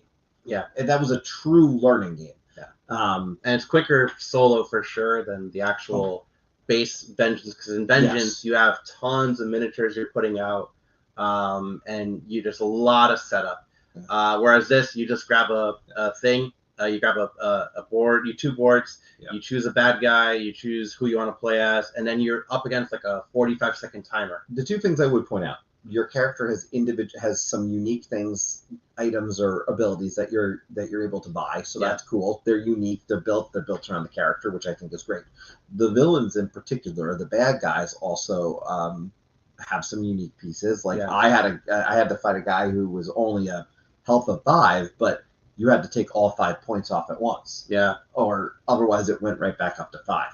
There's other people who maybe you have to take out everybody in the room. You can't go right after them no matter what. Or so there's a variety of things. There's tons of variety in this one. And the game comes in there's 2 different boxes. There's Vengeance Roll and Fight Episode 1 and Episode 2. You could combine them all. I'm sure you combine them all with your copy. Yeah, well, they don't fit in the box. Effect was a thing that's just kind of all they went into baggies and stuff. Yeah, that makes sense. But yeah, for me, the variety was good. It's going to get a lot of plays.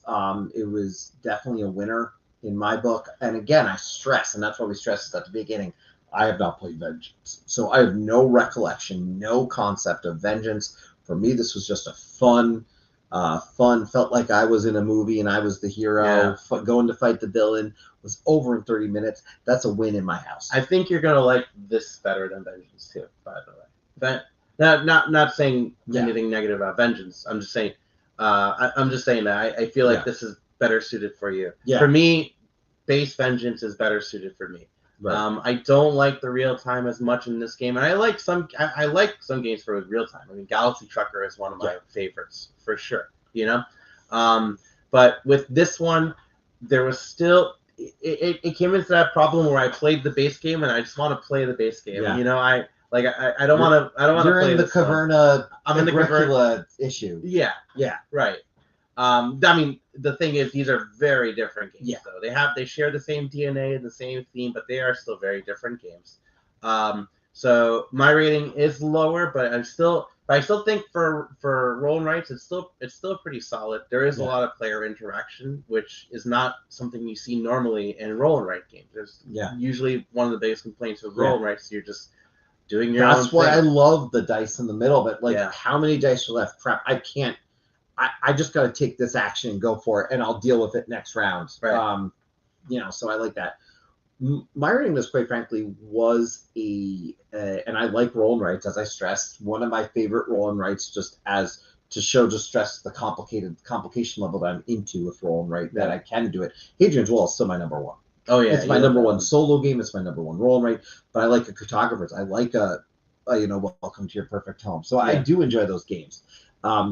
But this one for me, I had noted down after 2 or 3 plays, an 8.2. 8.2. So I think mine's in the 6s, 6.7. Yeah, but that's not bad for you with a roll and write, quite frankly. That's true. That is true. You getting an 8 on a roll and write from you. I do want to try with the higher player counts, though. Yeah, because I feel like with the higher player counts, you play with all the dice that come with the game. You play with a subset based off the number of players, and you really play with all those dice, and I feel like I would enjoy that more. I don't know if this will go much higher than an 8.2 for me, simply because the real time. Yeah. Some people are just not going to like that. They're going to want time to think. My son and I will enjoy it. I already know when my wife watches this, she'll say I'm wrong, but the fact is she didn't like it. No, she'll like it, but she's not going to get as many dice. Yeah, because she's going to want to think out the stuff. Whereas my son and I are just going to be chucked. That's where I was too, though. That's the thing, and that's there's nothing wrong with it. Yeah. I'm just stressing for people, if you're considering this one, you have to make quick decisions, and it could literally be, if you really want to go for a 4th. Okay, I'm going to re-roll this one. Oh crap! I didn't get it. Just put it on this one. Could keep re-rolling as much as you want. That's the thing. You keep re-rolling as much as you want. It is a real-time thing. But there are powerful things when you get the 4 dice that you want. Yeah. So do you want to keep pushing? So there's a push your luck in there. But I like this one. It's an 8.2. Like I said, I don't know if it could go much higher than that. Because I said real-time is not going to be, real-time, it's not like a party game that it really needs to be. I don't know if it's always a thing, but I like it quite a bit. 8.2. Yeah. So that was Vengeance, Roll and Fight, Episode 1, The Phantom. No, I'm kidding. And that was by Gordon Kalea, Noral Lubers, David Turksey. Yeah, and publisher Mighty Boards. Mighty Boards. And I will say, I would have the same score for Episode 2. I'm not going to really. Yeah, it's the same game. Don't I think it has a 7.8 on BoardGameGeek right now. Yeah. So, yeah. And that was our Express Take. That was our Express Take. We'll certainly do more of these Express Takes, but hope you enjoyed that. And then, like I said, we had fun, and like I said, we very much agreed actually on the first 2 tonight. So that was our scores were crazy close. I didn't expect that, to be honest. Oh yeah, I knew we would be low on. We were close with I think. Well, we were My Father's Work too. We were pretty. We were close, but we were 0.6. I don't know what you were, like 8.9 on the first one, and I was a 9. So, for those of you who are there, welcome to your thoughts on that. I'm sure some people might have been surprised by our thoughts on My Father's Work, but I know we're not alone in not loving it. We had an ouch from Mr. Toaster. Yeah, so, I know. Look, what a twist. Look, I stressed that I think people will like it, but I didn't have the patience for it. If I'm going to play a 4-hour game, it needs to keep me in the story if the story is the purpose. Yeah. And that's what it was. Yeah. And I just, I was not. I think I just wanted to go home at the end of it. Yeah. No, I mean, I was probably running. We left the game set up. I was like, oh, yeah, we didn't even put it away. You're right. Yeah. Like, get out of here. Well, if anyone did want to join and talk about call aboard. You know, I talk on call aboard here. Happy to have people. We do have a good Jonathan. I do like if you share what Jonathan has to say actually here.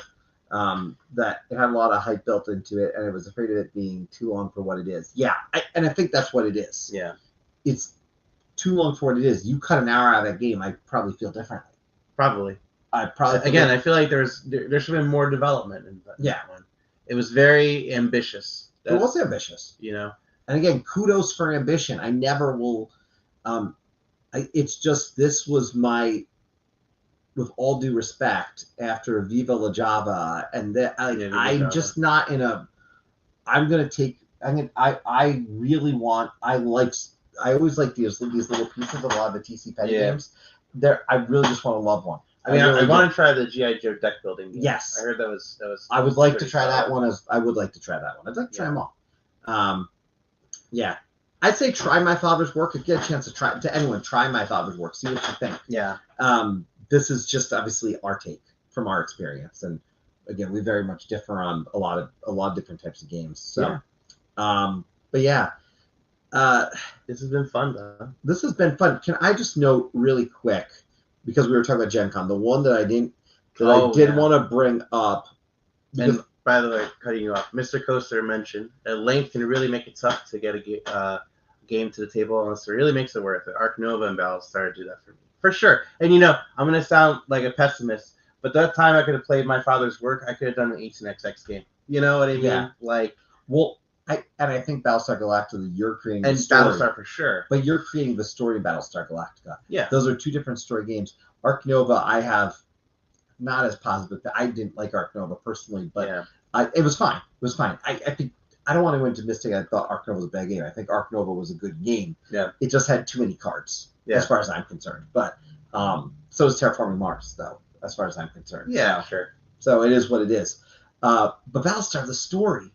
I mean, I was saying the same with Betrayal Legacy or Betrayal. The story's made by people. Yeah. And there's an experience factor there, so that's what I like. Yeah. He said I don't like Arc. It's true. Yeah. I didn't know. So the thing is, I like Arc Nova. I think Arc Nova, but I'm not in love with it. I'm not in love with Arc Nova. That's the thing. I will happily play Arc Nova, though. I'm wondering what I rated Arc Nova. But Wormholes. I want to talk about Wormholes. Wormholes. I rated Arc Nova 7, by the way. I just checked. There you go. See, it's a respectable score. Yeah. Wormholes. So I want to talk about this game. And I knew of this game. I had been talking with, just via Twitter, I had said hello at some point prior, because I knew Wormholes was coming, with Peter McPherson. And I was really interested in the concept of what is Wormholes all about. It was an AEG game, generally speaking. Yeah, I don't know much about this game. Yeah, so you're collecting, and I want to make sure I get this right. I don't know as much about this, so I welcome anyone who had a chance to check this out, because I've seen people with copies. You're picking up passengers from planets who have specific destinations they want to reach, but the pickup and delivery process is at different points around the galaxy, and you're able to jump across. My understanding for talking to people about this, you're actually able to jump across, from one side of the board to the other side of the board really quickly. Through, I'm guessing, these spots? Yeah, I believe through the wormholes themselves. But it's neat, because I was thinking of just some games, pick up and deliver can be so slow. So the concept of it, to me, that, you can bend space and time to go fast, that's really neat. So I don't know too much about it other than that. Yeah. But the neat thing about this that I did note from BGG, and I'm just going to read it here, is your services can be used by other players, but at the cost of a few points. So you're also able to kind of work off other players. So are you willing to take that to speed up your own delivery of passengers? So I'm really excited. And Mr. Coaster, a PAX Unplugged, if you and I can find it, count me in. I want to play Wormholes. So let's get it done, because I definitely want to play this game. I mean, the one thing I do want to talk about from Gen Con, by the way, there was a lot of Marvel Champion announcements. There was. Sorry. But Marvel Champions. We may like Marvel Champions. If there's a thing we're always going to agree on, it's Marvel Champions. Right? Marvel Champions is pretty solid. So where is this one? What was it called? Mutant something? Mutant Genesis. Mutant Genesis. Is that what it is? Mutant Genesis, right, Yeah, is the upcoming expansion that they actually had at Gen Con. Could you buy it at Gen Con? I believe you could. I saw people. I wasn't sure if it was just demos. Yeah. Maybe someone who was at Gen Con can tell us, but I thought they were just demos. But the bottom line is the first big box with mutants. Yeah. So Marvel. the X-Men are now in Marvel Champions. And so we have the first 3 boxes, right, which is kind of following the Infinity Gauntlet. Then we have a standalone Spider-Man one, like the Sinister Motives, right? Yep. Now they're saying that this one is the start of a new trilogy of X-Men runs. Right. So I'm excited about that, And we have Colossus and Shadowcat on the cover, and I Shadowcat's actually my favorite X-Men, so I'm very excited about to play Shadowcat. What I do want to say that I love about this is doing a trilogy. We know we're going to get a bunch of the X-Men, but there was also a point I remember about a year ago where people were like, well, if Fantasy Flight's even still doing this, are they going to keep doing that? There are people who were like they're doing. There were people concerned we weren't going to get to the X-Men at all, and here we are now. We're talking about 3 boxes. 3 boxes on top of ones in between. Yeah. So we've gone through. We've got most of the Guardians of Galaxy. We're going to get the X-Men. I mean, and with X-Men, so the packs they have, but Cyclops, Phoenix, right? Jean Grey. Yep. Wolverine is coming. That was announced. You knew Wolverine would eventually come. So they didn't announce the 4th yet. It's probably going to be Storm. Probably. Storm, yeah, because they already have, just like you said, Jean Grey and Cyclops. And then they have a Mojo challenge. Yeah, I would like Beast or someone like that. Beast would be cool. Well, they're gonna do 3 of these, right? I would like to see Professor X one. Honestly, like playing, like I would love to do because with X-Men you have Sentinel's right over there, right? But you have a bunch of great story arcs. There's obviously the Dark Phoenix saga. There's all these different storylines. The Mutant Genesis, I don't know if they're going to talk about the Genesis, thing. I don't know if the House of M. I don't know if you know this, but you have good taste in living card games, because in the custom casual in the rankings on these type of games, Arkham Horror, the card game's #1, and Marvel Champions #2. Yeah.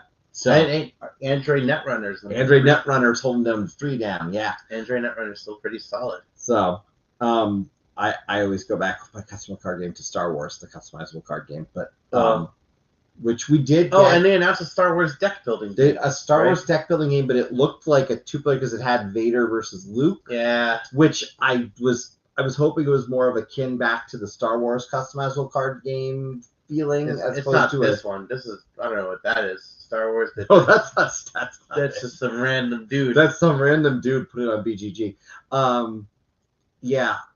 If anyone does have thoughts, of course, like I said, you can join us, callaboard.com. I know we're basically at the 2+ hour mark, so we've probably lost a few people to that thing called time, but we still got a good amount of you here.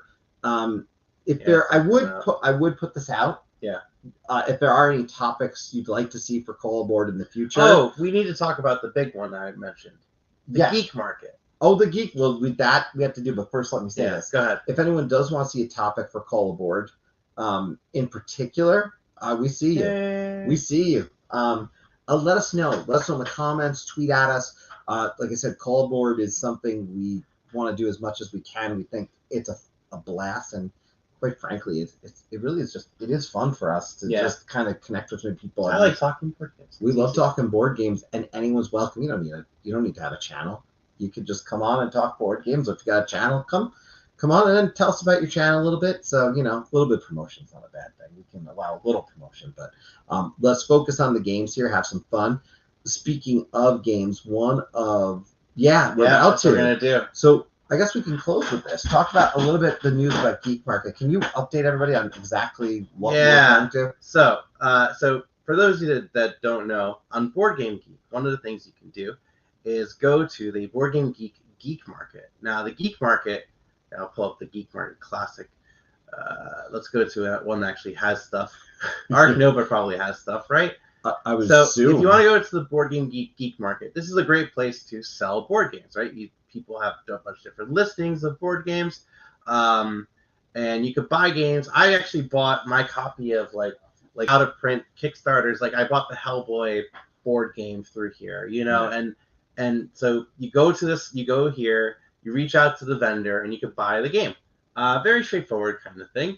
But what I really like about GeekMarket is the fact that there's a price history. So buying a lot of board games, you're going to run out of shelf space. I run out of shelf space all the time, and I try to sell board games or trade them away with people.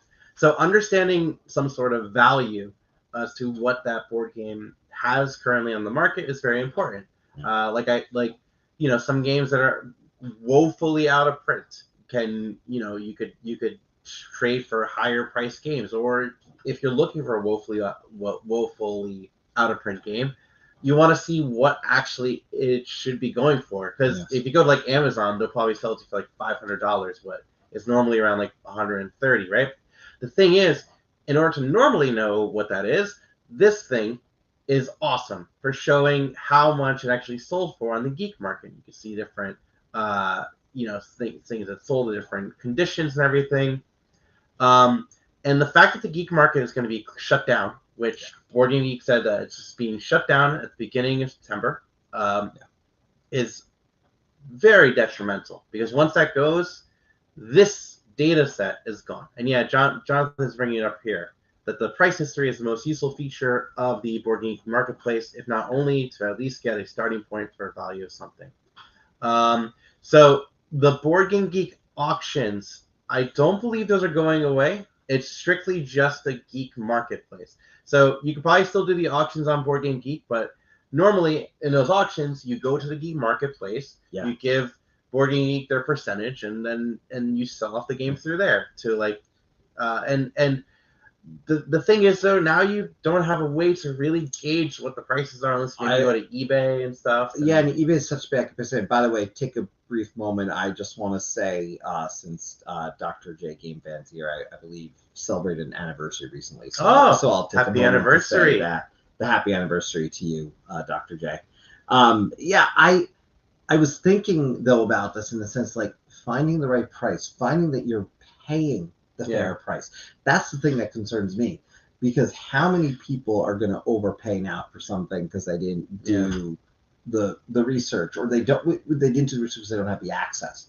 You think about a game that is out of print. What should you really pay for it? Just because it's out of print doesn't mean it's suddenly $500 more. That's a misnomer. And the other thing too, I had a friend that brought this up, like the geek marketplace is also a great way to show what your worth of collection is.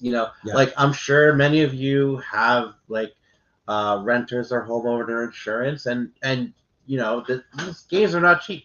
I'm sure you all have games that are not cheap, and marking down like how much that is worth and claiming it onto your insurance, because God forbid something happens, like a flood or something, having some sort of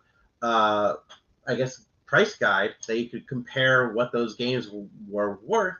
So that's all gone. That is all gone, and now like you don't know what that's going to be worth, because the games fluctuate all the time in price based on if it's in print, if it's not in print. It's shut up and sit down, just talk about it. Like there's tons of factors into determining how much that game is going to be going for. Yeah, and you think about that just as an example, because we talked about My Father's Work earlier. Well, just watch what happened to the price of My Father's Work as an example. I bet you there's probably a trend there from when Tom Vassell talked about it and praised it. And you see a jump when Shut Up and Sit Down talks about something goes boom. Maybe there isn't a spike, but you would assume some spikes occur, or games are starting to sell more. So suddenly you might see more sales because someone talked about it. And so if you're looking to sell, and you might be in a scenario where you need to clean your shelf, maybe you need a little bit extra cash. Maybe something's happened. And Jonathan brought up you could do MSRP, but again, the challenge is now like I had Discworld on Comorport, which is an MSRP for like $60, and in reality, because out of print and likely never coming back in print, it was like around $200. Well, Battlestar Galactica. Battlestar Galactica, great example. I paid $75 for the second expansion without the box. Why did I do that? Because, well, one, I didn't give a crap about the box. It's just put in the first box. But quite frankly, that was a steal of a price. Yeah. Based on the fact that you couldn't get that game. Yeah. So, and my main Battlestar Galactica, like probably the most expensive game I own, just because of the original, they never remade it. Yeah. So the reality is MSRP doesn't fairly represent the going rate for it. Yeah. But I speak about the market as a way to protect against just ridiculous flipping. The people who are just trying to take advantage on an Amazon. And now you don't have so are you going to compare Amazon prices? I mean, I don't know. There's definitely don't compare Amazon prices. I mean, you'll be in big trouble. Yeah. So, we'll see what comes from it, but it's definitely a bummer. There's 20 days left until 19 days left at the time that we're recording this now that you'll have this. But so take advantage, I guess, where it's there. But I guess I don't know. I don't know. You're probably getting limited use from it now, but it is what it is. But it's important news, so we want to make sure we covered it here on this week's it sucks. Yeah, I think it sucks. That's my opinion. I think it stinks too. Yeah. But the cool thing is, so like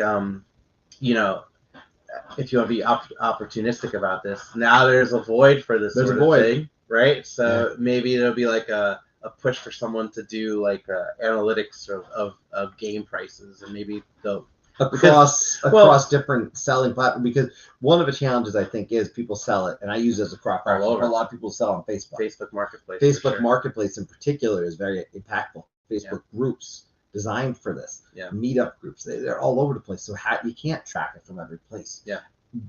This was generally reasonable, I think, data, because you knew you had smart board game people for the most part making these trades and sales. Yeah. You had people who were in the hobby if they're using that. So I don't know, the data just seemed more trustworthy there. Yeah, right. And so in retro video gaming, I'll just bring this up. There's a fantastic site that does this, by the way. It's called Price Charting, and what it does is it goes to let me pull it up. I'll pull it up on here. Price Charting, what it does is you can type in any like video game, and it will show you how it's actually going. So I'll put in DuckTales, right? DuckTales, the video game. Dr. has got a great point, by the way, though, because Board Games Co. used game site is closing. Yeah, Board Games Co. is closing too. So getting used games, like when you need your 7th copy of Loop and Louie. Yeah, true. What are you gonna do? Well, here's the thing, right? So this site actually shows you like how, based on eBay sales, how it's actually gone, and it shows you like what the average price is going to be, what it is if it's complete. I mean, it's just for retro, for video games, right? But something like this, I think I could see potential of something like this existing for board games. The problem is where to get that data. Yeah, because GeekMarket, Facebook Marketplace, those are not good places. eBay is a good place, but I don't think a lot of people are buying used games on eBay. I don't trust it as much as I did some of the other places. I mean, Facebook Marketplace honestly has turned into a good resource. Yeah, it has. I know some people. I don't trust Facebook for other things. I don't trust Facebook for a lot of things, but Facebook for that, for some reason, has worked well. Yeah. But we appreciate all the comments on this. Like I said, it's an important topic, so we did want to cover it. We appreciate everyone being involved tonight. We've had a very active chat, obviously, which we'd love to see. Some great guests. We always, we want people to come on board and say hi. We've got some good stuff coming up too, though. We want to make sure we mention before we go tonight. So let's talk about it next week. Oh, later, Mr. Coaster. See you, Mr. Coaster. Next week we are going to be doing a live play of Rear Window, the board game. That's going to be on Thursday. Yeah, Board Game Dads will be joining us. Yeah, Board Game Dads is local to us, so Anthony will be coming over, and we're going to be doing that. The following week, on the following Wednesday, which I believe is the 24th, right? 24th. We will be having an On the Table. Yes. And it's going to be Our Family Plays Games. Yes, very excited to have them on the channel. It's been in the works for a while. Yeah. So to finally have the day come is exciting. Lovely people who I've had the chance to talk with fairly in depth in person at the last PAX Unplugged. So this has been, I kind of planted the seed back then. There you go. So you did. Here we are. That's coming up. So tune in. That's On the Table. That's our show where we talk about 2 games we've played. Each person will bring 2 games, talk about 2 games they've played in the past month, give a little description, just kind of an overview, and you'll learn about some games that we've played, and you can come to that into chat and share some games that you've played in the comments, and we'll bring those up on the screen. That's not the call-in type show. That's the one with our guests, but then call aboard, of course. We'll probably come after. Yeah, there'll be probably another call aboard. I'm imagining the week after that. Likely. In all likelihood. So join us for that. And if you've got topic suggestions for call aboard, we are really, of course, always open to what your thoughts and ideas are on that. Obviously, sometimes we'll have really topical ones. Yeah. But sometimes just for fun, ideas from you. So we welcome your feedback. We hope you had a great time tonight. And I think that with that, it's time to say all done for call aboard tonight. Good night, everyone. I will wake up in a couple hours. Have a good night, everybody. Bye, guys.